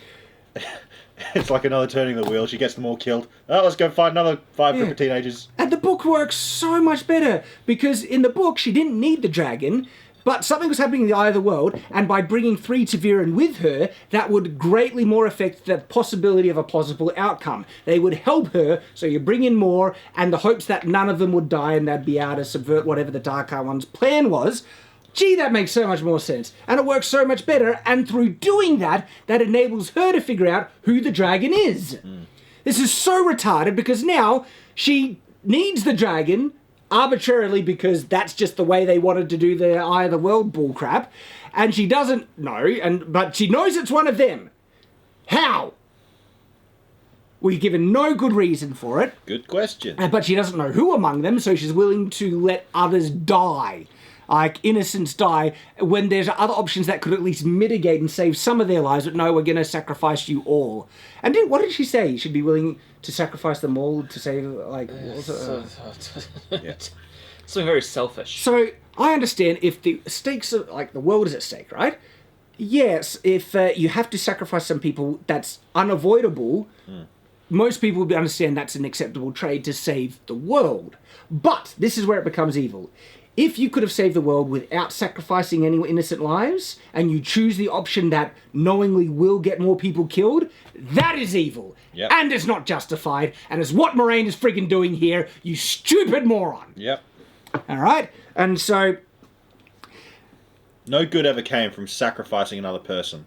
Pointlessly, needlessly. Yep. Okay? Well, no, like, but killing someone else doesn't help actually, the world. and it's much better to give them the choice. She's not really giving him a choice here, though. No. Doesn't she even mention that she might be willing to take them by force? Yes. When she's talking to Lan? Yeah, Lan says, you gave them the semblance of a choice. A semblance of a choice. What does that even mean? Makes them think that they're not being forced when Moraine is forcing them. Okay, so she leaves, trying to do reverse psychology. Then Nynaeve actually, raises a good objection. Same with Perrin, and then Egwene. She says if there's even a chance that she's right, it's worth it. And what she's really saying is it's worth getting everyone else killed. I mean, this is one of those things that honestly, like a good person says, look, I can't make the decision for you. And first of all, you would need definitive proof that this has to happen. All right? And then after this is the only choice, the only way to save the world is that the dragon goes there, and you would need proof that one of them is the dragon. This is it's almost as bad as picking 5 random people from a village and saying one of you might be the dragon. I don't really have proof, but I'm willing to kill you all just in case. Well, how do we know she's not doing that? That's essentially what she did. And then Egwene is like, even if there's a chance, what level of chance are you willing to allow Egwene to risk the lives of your friends? Any A true level. friend might be saying, if it's me, I'm going to go ahead and do it to save the lives of you. And that's the only redeeming thing in this episode, I feel, that they actually give Rand some type of self-sacrificing thing. Even though it's not justified, and it ruins all these other plot points and all these things Rand shouldn't know, he doesn't have proof. But let's just go with the fact that, okay, let's say Rand does know it really is him. He's doing something self-sacrificing to save his friends. Good on him. It's like the only redeeming thing, okay? And it's the only positive thing we see one of the boys actually do, which is mildly courageous. But wait for them to break it in the next episode as well. Can I just say, you know what I think they've done to write this show? I think they've sat down at the writer's table and they've gone over all the events in the books and they'll be like, can't do that, that's problematic, can't do that, that's problematic, can't do that, that's problematic, all because men did it. Wouldn't put it past him. And then Egwene goes up to Nynaeve and says, don't let your pride stop you from doing what's right. It says, but this is me, like, I'm interpreting this, and it's pretty clear from the context of having. She's saying to Nynaeve, don't let your pride stop you from risking the lives of everyone you dearly love. It's not even pride though, it's don't even let your fear of death stop you from going to certain death. No, it's logical concern and obvious doubt on the words of, because again, the book's established everyone had experienced that Dark One bad eye of the world. Now this is just Moraine's word based off of Swan, and it's not like they've no true reason to believe that this is happening. But Egwene is like, we have to do it, And who was it? Was it Perrin that says, what if it's Matt? And then Egwene is like, stop getting Matt. Matt? And look, I love that, Rand gets stuck into her. It's like, you never liked it. He's like, good on you, Rand. Apologise to her! Oh, all right, we'll get there. Because he actually gives some defenses to Matt here. Now, Matt is a bit of a coward and is a mopey, is unenjoyable as a character. He's not fun. In the show, yeah, well, that's what I'm talking about. And he's also a thief and a grave robber. Like, they've ruined Matt's character, but there was some redeeming qualities, even though the character in the show is horrible, but that he cared for his sisters. That's a consistent through line. And Rand tries to give him some defense based on that. He's always cared for his sisters, and everything he's got is given to his sisters or his friends. And so good on Rand for actually getting stuck back. And then Egwene is like, he left us! Again, just assassinating Matt's character from the books, because Matt would never do that. Whenever he saw his friends in trouble, he would do anything to save them. He's risked his life multiple times. Just on the word that they're in trouble, Matt has. But no, that has ruined him, okay? And then Rand comes right back with such a zinger, and it's true. The only one that's ever actually left me is you. And it's true. Yep. And what I hate about this is the thing that sets Perrin off. And this is when he gets, apologise to her. You owe her an apology. For saying something objectively true, when I hear this, I can't help but think that there might be a certain personal or multiple people's philosophy that is very common with a certain side of the ideological spectrum who get offended by blatantly true things. By the context of the show, what Rand says here is 100% true. It's exactly what Egwene did, and Perrin is so offended by it. This is like classic white knighting, where it's not like, I feel, defend people who literally have been their honour besmirched in a true way or something like that, or being mistreated. Yes, defend people. But defending someone just because you either like them or they're a woman, even when they're in the wrong, that's white knighting. Like, if he said to her, well, Egwene, you're a whore. Yes! Of course! Perrin could be like, Dude, what the hell? You're the one sleeping with her, so what are you talking about? But then it's revealed one of the worst changes I think I've made. I can't really put them on a scale. They're all so bad. But they're making Perrin having this crush on Egwene, and the worst thing is, this is something they legitimately did set up.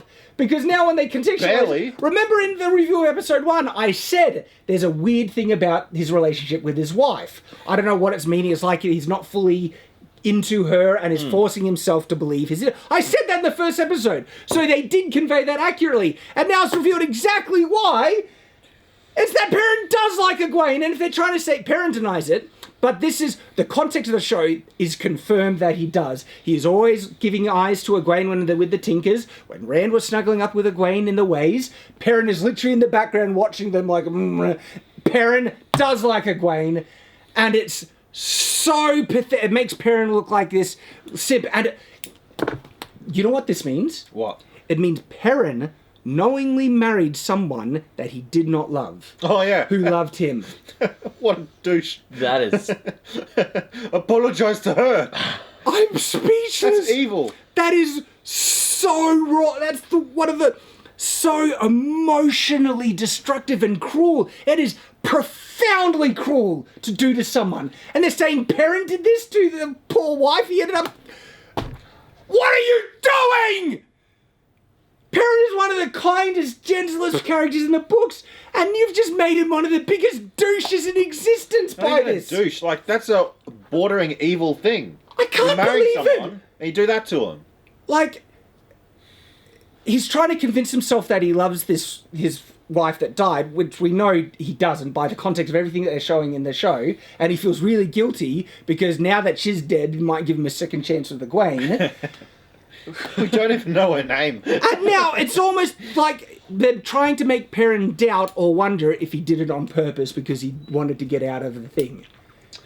Well, And now I'm wondering that! If Marchin Shin said it, I know honest and truthful. Martin Shit has been pretty on point so far, I'm just saying! Holy crap! good work, Black Wind. I can't believe this! It's so bad. You utter, cruel, heartless bastard, Perrin! I can't believe that. Especially if this poor girl legitimately loved him, and he just did it to get back as revenge against Egwene and Rand for hooking up. Oh, I'm jealous, fine. Maybe I'll make them jealous. It legitimately feels like he married this woman to make them jealous now. You guys are getting together? Well, guess what? I'm getting married to this girl. I want to kill her too. Dude went full on OJ. I can't believe it. Oh, man. When you think of the depth of disrespect and desecration that they could make to these characters in an adaptation, when they a bad adaptation is when you make this character look morally wrong, and that's when we call this character assassinated, like Luke Skywalker was assassinated, right? But the level of assassination is astounding. They've made Perrin this horrible, black-hearted bastard who would marry a poor girl who loves him just to spite someone else because the girl he likes is looking up. Oh, and then they've made Matt this cowardly person that doesn't back up his friends, that just runs away when they're going off to potentially sacrifice their lives. Well, even then, it was pretty reasonable. And right, but he did care about his friends, and now he's this coward. And then Rand, they've assassinated him in a different way. They've given him no attention or character progression to the point that when the reveal is the dragon, I bet people are just disappointed. Oh, it's him? Who cares about him? What has he done? And Moraine is this vile, evil manipulative. Like, Moraine was manipulative, but for good ends. Here, now she's just trying to manipulate people so they'll willingly, potentially kill themselves, right? And then she's sicking the red azure on Perrin, and then they've assassinated Swan because she's this dominating, tyrannical leader. Who likes getting dominated? This is just on your knees. A desecration and butchering of unparalleled proportions. I think this is even a worse of a desecration than Last Jedi and Rise of Skywalker in Star Wars. Look, they're making these characters out to be horrible people. Yep. And they were so good. It's all for the agenda, Shaq. This is what wokeness does. This is why I'm fighting this fight. They're so oblivious in the writing, because if Perrin, say, really did actually like Egwene, and then he sees Rand fighting with Egwene and they're not going good, and he sees Rand say, the other person that has left me was you, instead of saying apologise, if Perrin really liked Egwene, he'd be like, yeah, that's actually true, isn't it, Egwene? He, like... What are some other things? I've got them written down. Yeah. I heard Rand say he never liked your cooking, Egwene, and that you were pretty lousy in the sack. I think you'd be great, but like, Yeah, I think you'd be fantastic. I haven't. Look, you could prove it if you wanted. I'd need first-hand experience, but I'm just saying. Careful, you'll be the second woman this month I've stabbed.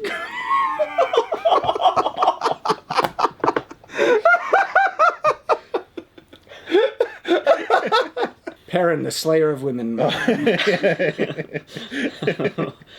there's one. Wife slayer.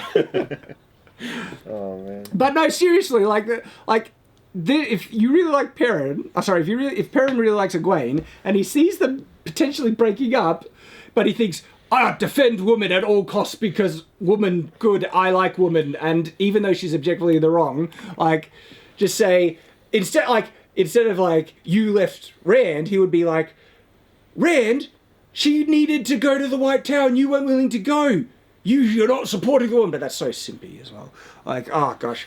It needs to be an equal exchange. Rand was right to brush her off, but of course he doesn't. Egwene is horrible, and then he goes and we'll get to the next scene.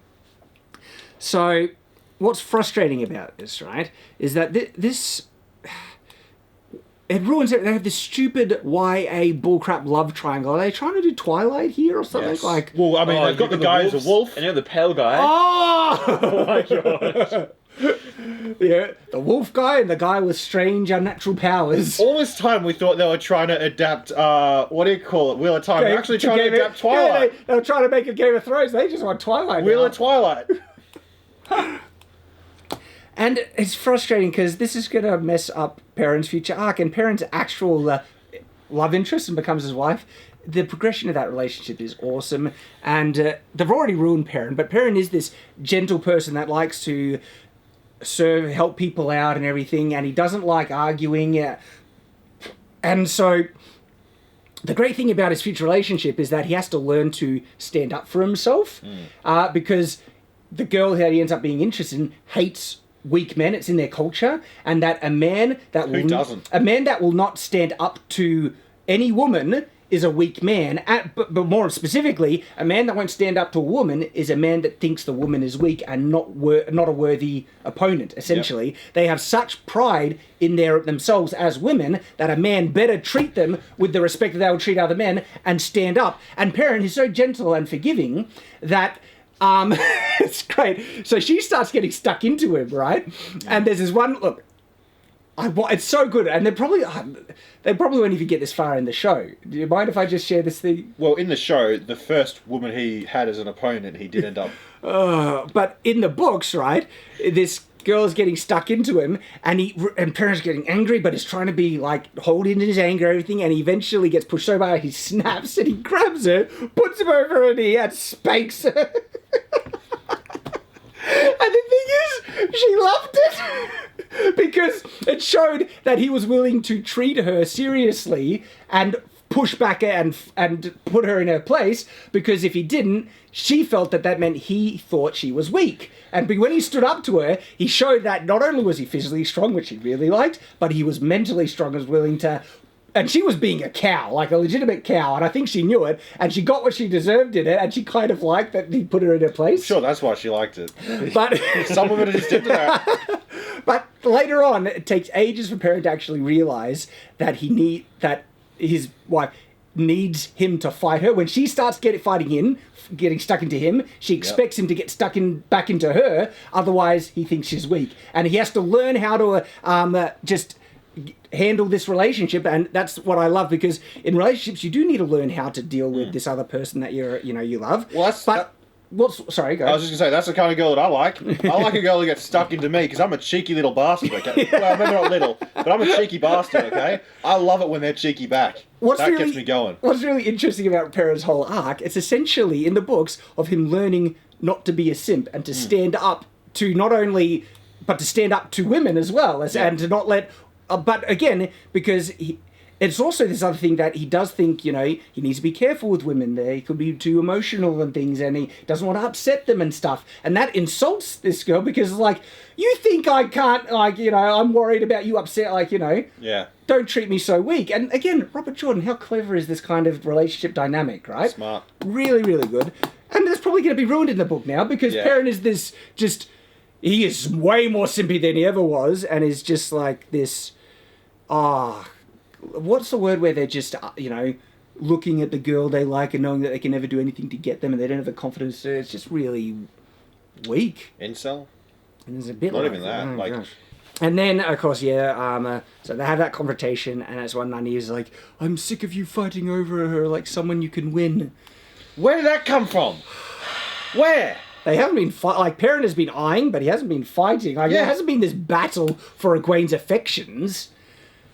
But maybe Nynaeve has been seeing something in the Two Rivers off to the side. And the thing is, though, right... Hang on, are they trying to say it's a bad thing if two men are trying to win a woman's affection? If the woman is clear that she's not interested in one of them, and you still push, that's when stop, okay? Yeah, fair enough. Yeah. But the reality is, a lot of women actually like being seen as being attracted, being desired. Everyone does. Yeah. Yeah. And so, it's funny because... Me and my wife, when I was attracted to my wife, my roommate was also attracted to her, and we, you know, we had to, well, I won, of course, pretty easily. But, Well, we've had 5 kids if it hasn't been settled yet. What, you guys are just at match point? hey, my wife, she is a catch, right? And back then, you know, and she was flattered by it as well. So the thing, like, they're trying to portray that it's sexist to think, like, they're portraying that two men being attracted to a woman is treating them like an object. It's objectifying. No. They'd be attracted to her. Hopefully, they have bad taste in women because Egwene is a cow. Yes, she's really unbearable. awful. But hopefully it'll be because they like these are complementary things. They're not objectifying her. They're like, hopefully like her because of their personality, their interests. They want a relationship and stuff. But no, there's like... This is just misunderstanding relationships, and then they just blurt out, because any time that two men are interested in a woman, that's just objectifying the women. And then Rand is like, it's been right in front of me the whole time, and that's when we learn that Perrin proposed to his wife on the same day. Oh my goodness. See, I wasn't too mad about the whole Perrin wife arc to begin with, but since all this other stuff was revealed, I think I agree with you, Shad, that it is just... Well... Because at first it was like, okay, now he's... I was interested in that change, and I was willing to give it, it was a very emotionally impactful moment in episode 1 that I said I liked, but now we're seeing what the implications are and what this has led to. It's a disaster. Like with the Tingers and stuff, it made it more interesting because he was contemplating between, like, what is violence good or bad? They were advised against this by Brandon Sanderson, and then he said this was his biggest change, that he tried to say no, and they didn't listen to him, and I can't believe the sheer arrogance in that. Brandon Sanderson, one of the most talented authors in the world, when he says this is the worst change you made, you might not want to do it, and they do it anyway. Wait, that was it? He said that was one of the biggest changes that he didn't like, or it might have been the worst change that made it through to the end thing. There might have been changes that he liked worse, but he got them. But the fact that you wouldn't really listen to him for advice like this, and Brandon was absolutely right. He's absolutely right in the end. Worst trade deal I've ever seen, maybe ever. This has ruined Perrin's character, and the fact that they're trying to make him deal with the death of his wife, and now they've thrown the Egwene thing, makes Perrin look awful. Yeah, no. And you're right, like, now Perrin isn't pushing against the Way of the Leaf. The appropriate thing for him to consider after killing his wife is that, yeah, maybe the Way of the Leaf is pretty good, because every time I've lifted a weapon, look what happened, right? And it's utterly contradictory to his character in the books. Yes, if I found that every time I picked up a weapon, someone else died, not me, I'd consider myself pretty successful with that weapon. They really, like, are doubling down on the Nynaeve braid tugging. She tugs her braid in this scene at the end because, oh no, I just dropped something that wasn't good for me to say, and then she tugs her braid and other things. But she's supposed to tug her braid when she's angry, not just, ooh, and later on in this episode, she tugs Lan's braid.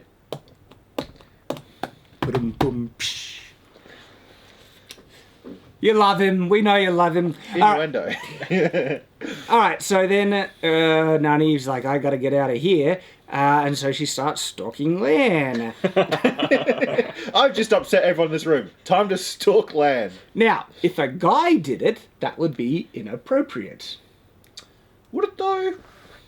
No, they would say. I've You would no, know. I've legitimately heard from a girl that said, like, you know, I think it was when we were watching Les Mis. There's this scene where this guy is like basically stalking this girl, and I asked this girl, would you like that or not? And the literal answer was, depends how good looking he is. It's true. Girls are very subjective with who they like. Him. Yeah, like the show. if it's not good looking, it's stalking. If it is good looking, it's flattering. So Nynaeve gets there, Lan goes in, he's eating and everything. She is looking at the window, right? And she's looking through the window, and then we go. So she's looking at Lan, and she's reacting to what Lan is doing. And there's this little thing where Lan kind of turns his head, which is him noticing, and looks back, and then it switches to Nynaeve's face. And all the context is she's still looking at Lan. She's not like, huh? And following Lan leave the room, she's just there, no reaction to Lan doing anything, which means she's looking at Lan. Then literally the next frame cuts to her turning, and Lan is right there, and Lan's literally, hello. And that came to the term, I'm Batlan. Batlan. You know what's going to happen, right? Moraine and Man, they're going to get to the eye of the world through all of the blight. They're going to cross the doorway, and he'll just be like, hello. Lan was just like, he would just be appearing. Hello. It gave me so many weird vibes. Like one, the line, just the word, the hello, made me totally think of, hello there. And the other one was, hello, is it me you're looking for? And with this type of Lan, it would be totally encouraged for him to just bust out singing. Just That's some really emotional, racist. heartfelt singing. Oh my gosh, that's right. Oh my god. I busted out laughing when I saw that. Yeah, we both did. It was funny. It was hilarious, but it's not, we're laughing because it's so bad. Like, how did this pass all the reviews? Everyone watching to not realise Lan literally teleports. It's like, he's there in one moment, and the very next cut, he is now outside. You know what happened? Everybody clapped when reviewing that scene. Everyone just Didn't you know that Asian people can teleport? I can't believe it. Haven't you seen Dragon Ball Z? This is so ludicrous and ridiculous. I mean, it just goes to show you how aware these writers, but also now it's just edited. Like, I half imagine what it is. Like, hey, Rafe, this is bad. Like, the cutting's like, oh, we fire. It's great. It's like, waters are so quick and stealthy. I saw Batman do it, you know? So Batman could make it work really well. No, it would be like, we're running out of time. We need to cut these, more quickly. Lan can just skip the transport bit. I mean, Yep. all you need, like, when Lan saw, he's just like, would you excuse me? Gets up and he walks, and you see, like, Nynaeve, and then she maybe gets close to the window, wondering where she is. And it's like, and then she turns, and then is there, because that moment of the wonder, where did he go, and then the hut is enough for him to just walk outside and get from the position, like, and then it could have worked. But man, you do a better line than just, hello. Like, I don't know, what would be a better line?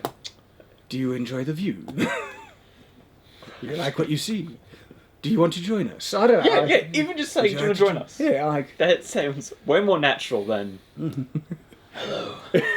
Is it me you're looking for? What's creepier, the fact I teleported here, or that you're stalking me? I can see it in your eyes. Come up and rub my nipples. Do it again and again. And then they go and bang. We'll bang, okay? We'll get there. Oh, wow. Batlan. We got Batlan. But also, this, like, again, this is not stoic Lan at all. Like, this is a different character. I don't mind a character could be a warrior who's in touch with his feelings and playing with kids, but... Like that one who killed himself. But this isn't Lan. And then, yeah, again, he's playing with the kids. The Trolloc had these big teeth and all that stuff, and... It's a very diverse Like, family. I think the thing that would have broken Lan's stoicism, book Lan, would actually be eventually having his own children, and then actually holding this little one that's his, and then he would start to show some gentleness, and that would be a great progression arc for him. But now it's just, I think this baby's affecting me. And then, I think they're trying to make Lan out to be the idyllic version of the feminist man. That and Perrin. And Perrin, yeah. Well, I Whoa. mean, if Perrin didn't kill his wife. And I'm not saying there aren't necessarily good characteristics that are shown in this land, but I'm saying that there are characteristics in Bookland that were awesome, that worked well as character, he was flawed and everything like that. But, like, has Lan ever really stood up and told Moraine, you're doing something stupid, No. stop it? And has he held his own? And especially, the thing that actually makes Lan not a good masculine role model character is when he's like, I had nothing before Moraine. It's like have some really, I'd love to show a decent male character in this show that had true self-respect and was able to stand up for himself. I'm not saying you always, you don't oppose someone for opposing them, but if they're doing something stupid, stand up to them, all right? Yeah. But that's the second warder to say that. Yeah, I know. It's like they're really trying to portray the warders as perfect men, so subservient. They had not, you should thank, everything that you, this, you need to be worthy of this woman doesn't need to be worthy of you. When a true, healthy relationship, both need to work equally as hard to be worthy of one another. Yeah. New Spring kind of got that, because Moraine had to earn Lan's, pledging his loyalty. She had to earn it. She had to earn. Lan did not want to think he didn't trust Aes Sedai. They could, overtake them and stuff, and it was all these weird things. And it's kind of really funny when they first meet Moraine because she's alone, and he has the person he meets in this home. I feel like is they're ripping the character out of New Spring that was with Lan in New Spring. But the thing is, he died in New Spring, and so it's like they're not doing what the prequel stuff or anything. But he's basically Lan's mentor, right? And he's one of the guys that saved Lan's life when Malkier fell. And in fact, this guy was even more important because he carried this baby through some really difficult stuff to save Lan's life and helped raise him and stuff. And so he kind of pulls Lan up, saying, "There is a lady here, a maiden, who needs an escort." It is basically, I'm paraphrasing because I don't remember exactly, but it's saying it's our duty as men, honourable men, to protect her and get her where she needs to go. Man up, Lan, and do the right thing is essentially. And Lan, he doesn't want anything to do with it. She's like, oh, fine, basically, right? It's great, right? And then he doesn't trust her, but then he gets caught up with what Moraine is trying to do, and then he ends up, obviously, he's a very protective man and all that stuff, and Moraine ends up earning Lan's loyalty because she needed to. Lan is a friggin' heir to a kingdom. He had nothing to they say, like Lan said, I had nothing to live for before. You were trying to reclaim your kingdom from the Blight. You were a child of battle destined to fight the taint forever in the hope that you could reclaim Malkier. What a friggin' life to live for. That was your destiny, and you kind of still have that in the back of your mind. So much so, this destiny is so important to Lan in the books, he doesn't feel he could ever settle down and have a normal life with anyone because he is destined to basically to die for the Blight. Nynaeve would never let a man get under her dress unless they properly commits through marriage. Okay? It's like, the characters, the female characters in the book, not all of them, but the especially ones from Two Rivers, understood that men had to earn intimacy from them, and part of that earning was through a proper commitment, okay? But also Rand knew that as well. When Rand, sleeps with someone, he's like, we've got to get married. Good on you, Rand, that should be the right thing to do. But no, in this, everyone's just having sex. Yeah, because sex is treated like in the modern day, and it's just, it's like, It's like shaking hands. Shaking hands. Except with... When in reality, I really dislike modern media portraying sex so casually, because sex is a serious thing, because even with all the protection you think you're using, it can lead to the creation of a human life. In it, and if you didn't mean it, especially, creating a child, getting a woman pregnant with someone that you're not really in a relationship or want to be in a relationship with, what is that going to do to that poor child? Like, children need parents, okay? They need direction and all, it's... And even going by the show standards, do you really want to get someone pregnant and then have them fight off 5 guys on their own? Now, the book had a type of contraception in world, right? But it doesn't look like anyone's using it in the show. don't treat sex as casually as they show in the show. It can lead to some very serious things, and if you create a child where you're not ready to, that leads to one of two difficult decisions. Wow. And so that's why you should, like, my standard is marriage, okay? I'm very conservative. I'm religious, right? But if you're not that way inclined and you don't want to go that far, at the very least, never have sex with anyone who you're not ready to have a child with. Yep. Because that is the very real possible outcome, even if you're using protection, okay? And when you are ready, missionary for the sole purpose of procreation. Only that will be acceptable. No. Even us Mormons don't go that far. Mormons get wild. They get freaky. Perfectly appropriate expression of love between two married individuals, right? It isn't just for creating children, but that is also a very important thing. And so seriously, but like, you'd think Nynaeve or Lan would have any brains about, because even the contraception in the Wheel of Time doesn't work, like, just having sex, like, what if Nynaeve fell pregnant? I mean, you'd think... Dude, that's a good point. Exactly. That's a very good point. You'd think... What, How can she be does the dragon? Nynaeve just carry the contraception with her wherever she goes, just in case she gets lucky? And the whole scene is... One, it seemed like that they were doing the respectable thing, is like the relationship needs to progress slowly. When they get to the Lan's door, they're looking, they might want to kiss, they might, but they choose not to, and they leave. And then Nynaeve just walks in on him with it and is shirtless, and she's standing there, and she gives one of those most... I can't express anything but a slutty line, like, "Do you want me to leave?" It's almost like saying... It's so evil though, Chad. It's almost like saying, "Do you want me to take my top off?" Because if you say no, then you're inviting her, which isn't the chivalrous thing to do. But if you say yes, that's rude to her. Yeah, a relationship. It puts him Lan into a corner. It's like, but what if Lan didn't want to go that far? And he said, "It might be appropriate for you to leave." Well, I mean, that could ruin his prospects He doesn't with her, even because have to she'll just feel spurned. He doesn't even have to say any... I thought you said spurned for a second there. He doesn't even have to say anything. He just teleport out of the room. Goodbye. It's like, "Do you want me to leave?" What an just awful line. And it's like, when you say good... Like, imagine if a guy drove a girl home and they said, "Okay, good night," and she closed the door behind her. And then she takes her top off, and he just walks in. "Do you want me to leave?" Like, what do you think's gonna happen? Well, from Pepper experience... spray! From Like, experience, the seriously, police are called. If a guy did that, he would be considered like massively pervy, just walking in on someone while they're changing and then standing there while they got their top off. Nynaeve, you dirty perv. It's just rude. Didn't even knock. Yeah. What if he was, touching his nipples? Like, Gosh. that would have been weird. Could you What imagine? if he was sitting on the chamber pot? Do you want me to leave? Yeah, it'd be good. I just let out some black wind.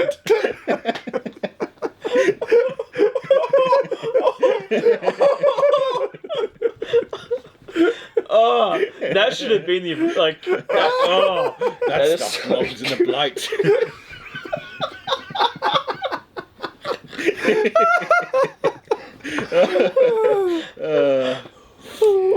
You thought Dragon Mount was a volcano. I've got pages things. Oh man. All right, so Oh, you recovered from that one. Oh. we cut to Rand shooting a bow. Couple of observations here. I'm a medieval enthusiast. Got to mention them. It's pretty darn close to the target. Are you supposed to be good at archery, or are you a novice? So, and then he's using two fingers, but he's over clinching the string a lot, and so he's not going to get a good clean release. He's going to cut off his fingertips. He's holding the bow for ages, which means it's just a weak, pathetic bow with no good draw strength at all. And of course, it's not even a proper Two Rivers longbow, which is an iconic, distinctive thing that the Two Rivers have. These big, girthy longbows. But Rand has this prissy little D-curve short bow.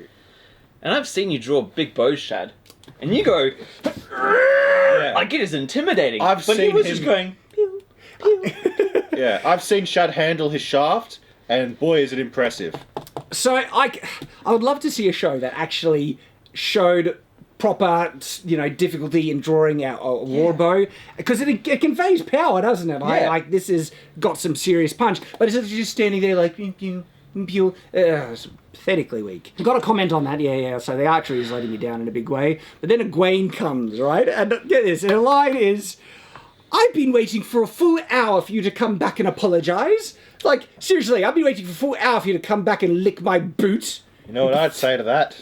Keep waiting, bitch. And, I mean, Rand was not in the wrong. Everything he said was the objective truth in that scene, right? And then, because this is the thing, then she says, and you have the gall to say that I don't care for Matt?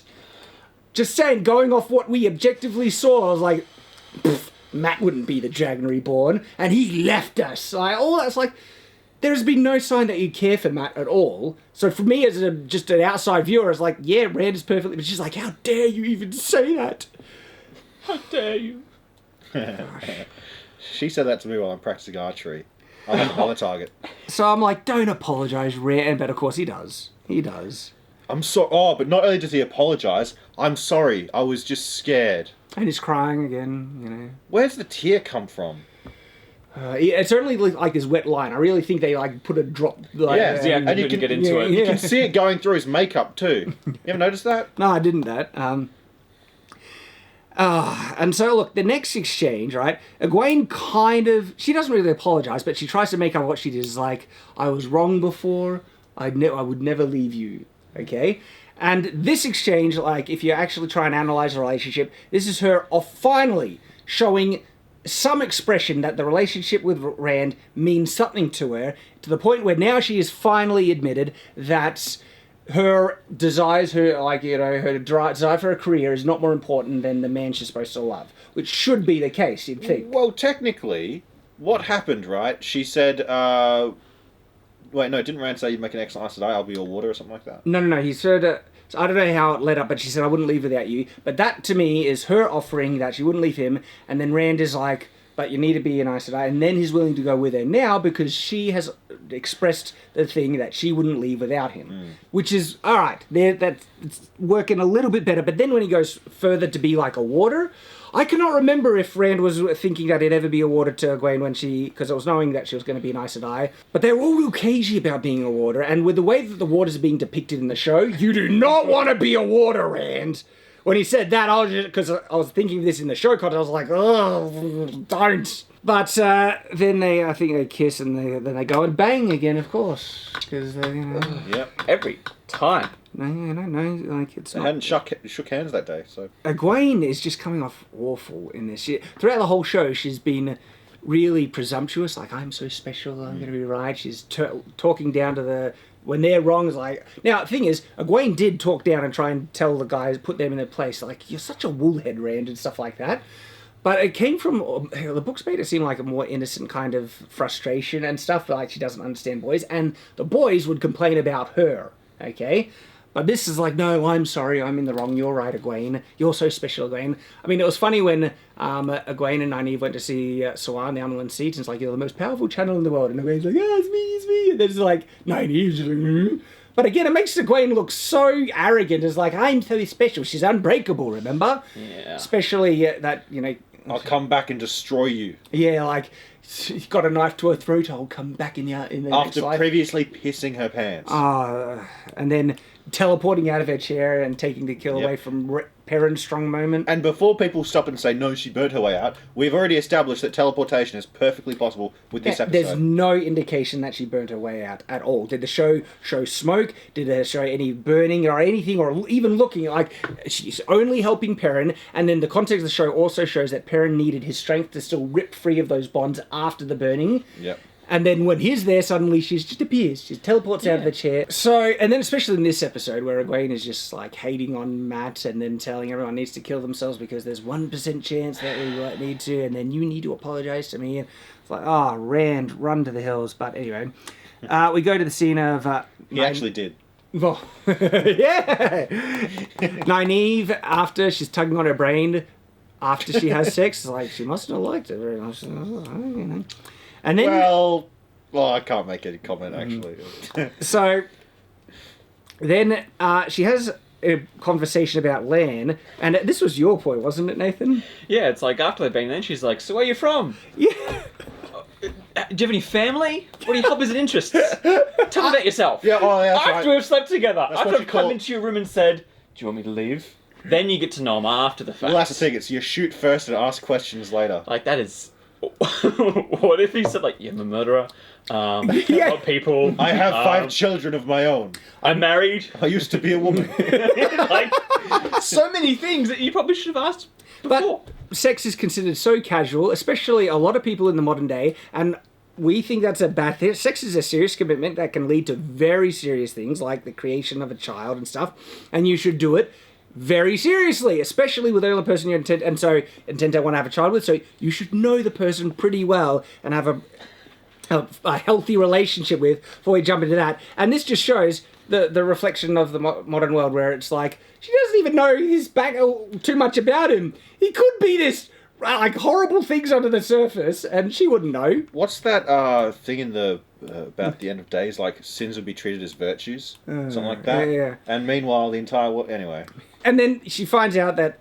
Lan is the king of Malkier, a king without a kingdom, right? And the book, I can't remember exactly how it was revealed in the book, but I remember a couple of distinct lines that sit with me really well. Like, she goes to Lan and says something like, I should have known that you were a king, or something like that, reflecting that, you know, this man has been really impressing her and stuff like that, and how could this man be so strong, so chivalrous and all that stuff if he wasn't a king? And so it shows her how she's been viewing Lan, and then Lan shares to Nynaeve how he's been seeing her. And I remember one line is like, he says to Nynaeve, you're a lioness, and that Lan thinks she's this really strong woman who's worthy of him. And they basically profess their love, but they don't go and bang. No, because there's something really important with Lan, right? Lan, from his mindset now, especially if they were being true to the books, would never let a girl or a woman be so attached to him at this point to think that they're going to be in love and everything like that because of what he believes his future is going to be. I'm not going to reveal that, but there's a big arc in the book that is this important conflict between Lan and Nynaeve because of and so he would never, like, this is actually really disrespectful to Nynaeve, the fact that he's willing to basically get her in the sack, establish this potential really big relationship, and then if Lan goes to do what he does in the books, this is going to look really scummy on Lan. Lan had way too much respect in the books to ever go that far with a woman with what he expects his future is going to be. Seriously, don't go into it so casually. Make sure, at the very least, it's with a woman that you're prepared to have a child with, because it's a very real possibility, okay? And even better, save it for marriage when there is a solid commitment on both sides. There's a brief conversation about Lan not having anything before he met Moraine, and he says, Moraine owns you, but this one line was half decent, where he says, I belong to her as much as you belong to those kids. But still, they were kids or you could more justifiably call them kids in the books. Now they're not kids, they're adults, and so the fact that you needed to age them up seems weird when you're still calling them kids and stuff. They have the emotional maturity of kids. But the thing is, I wonder if that type of attachment is properly reflected in the shows between Lan and Moraine. It doesn't seem like that.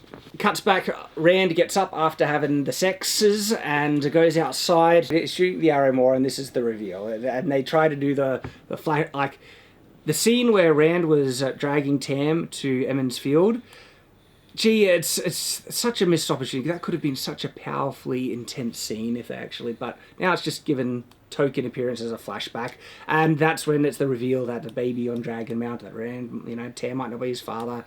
And then they try to show the other things of him channeling, here's the dragon, surprise. Yeah, I was surprised. Like, seriously, I wonder how many people went into the show that they didn't know anything of the books, who actually did not have the reality spoiled that Rand was a dragon until the reveal in the show. I reckon at least half or more saw it, because it's such a blatant, massive plot point in the book that you could barely go anywhere online and not have that spoiled. True. And so this reveal is pointless because it's not going to work for most people who are just going to get it spoiled online. And then how desperate they were to try and make it a twist, they've ruined Rand's progression. And they did not properly set it up at all. We've not seen Rand practicing or testing the one power at all to prepare him for what's or should be happening next.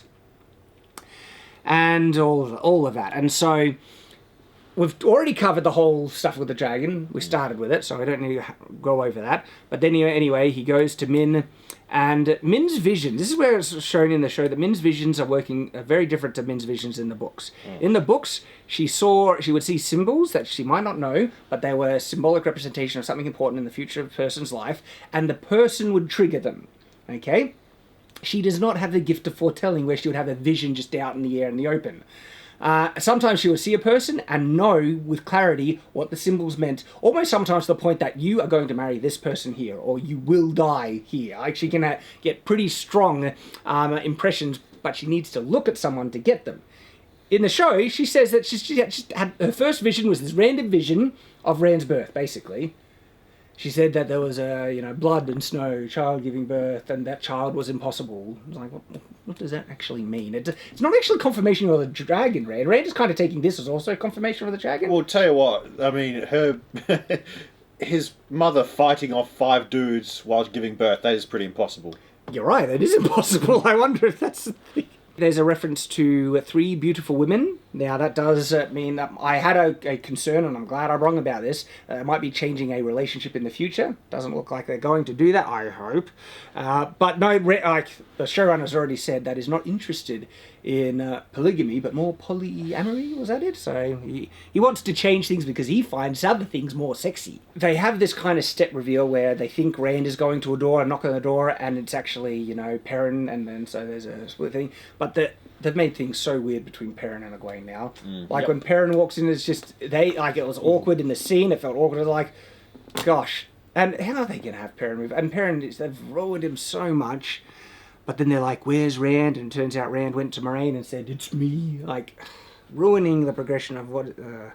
And so here's the dragon. They leave without him because Moraine can now mask her bond. I don't think Aes Sedai could mask bonds in the book. But now she can because reasons. They've put it in for a reason, though. That's the important thing to remember. It won't... Like, they know they're going to the Eye of the World. So there's no point in masking for that reason. They've masked for a different reason. Like, I'm not saying that Moraine masked I think the only reason for the masking is that they were able to slip out ahead of anyone before they knew they were gone. And that's it. Maybe. Now they know where they're going and they're going to follow, obviously. My prediction is that they're all going to follow and they're all going to do the Eye of the World power together, and it's going to be power of friendship. I hope not. I really hope not. I'll be happy if I'm wrong. But this show is already dead. It's a dumpster fire. Gosh. But I just hate seeing the Wheel of Time be crapped on more and more. And this show is think about what this episode alone has done to Matt and Perrin's character. Yep. But also Nynaeve. It's made Nynaeve look worse. Made Moraine look really bad. It's just they keep breaking through a roof. Keep raising the bar of how awful these characters and changes can be. Really have. So, there we go. That's Wheel of Time episode 7. And what a disaster. One more left. And, so, we have a bit of an announcement. We are thinking of live streaming our discussion and reaction to the last episode of Wheel of Time. Live streaming so you guys can... So, not live streaming as watching it, but after we've watched it, I'll probably still have my notes, but get your reaction as we're going through it. Perhaps my wife will be able to join us again. She already left, if you haven't noticed, to read out some of the chat as we go. But what will happen then, because we'll be interacting with you guys as we're giving our review, it'll be a long, fun one, but we want to interact with you and make a bit of a party out of it, but also kind of like... what's when you go to a funeral and they have the food? A wake? Like you have a bit of a wake for... We'll have a wake for Wheel of Time. Wheel of Time. We'll have black. The wake of the woke Wheel of Time. There we go. But don't we have some potential issues with the live stream? Possibly. We don't know. But tell us what you guys think. Let us know in the comments below. Oh, wow, this is bad. So very, very bad. And it just seems to be getting worse. Netflix Witcher is actually so much better than this. Well, we want to review that as well, actually. So, hope to see you there. And until then, stay on watch.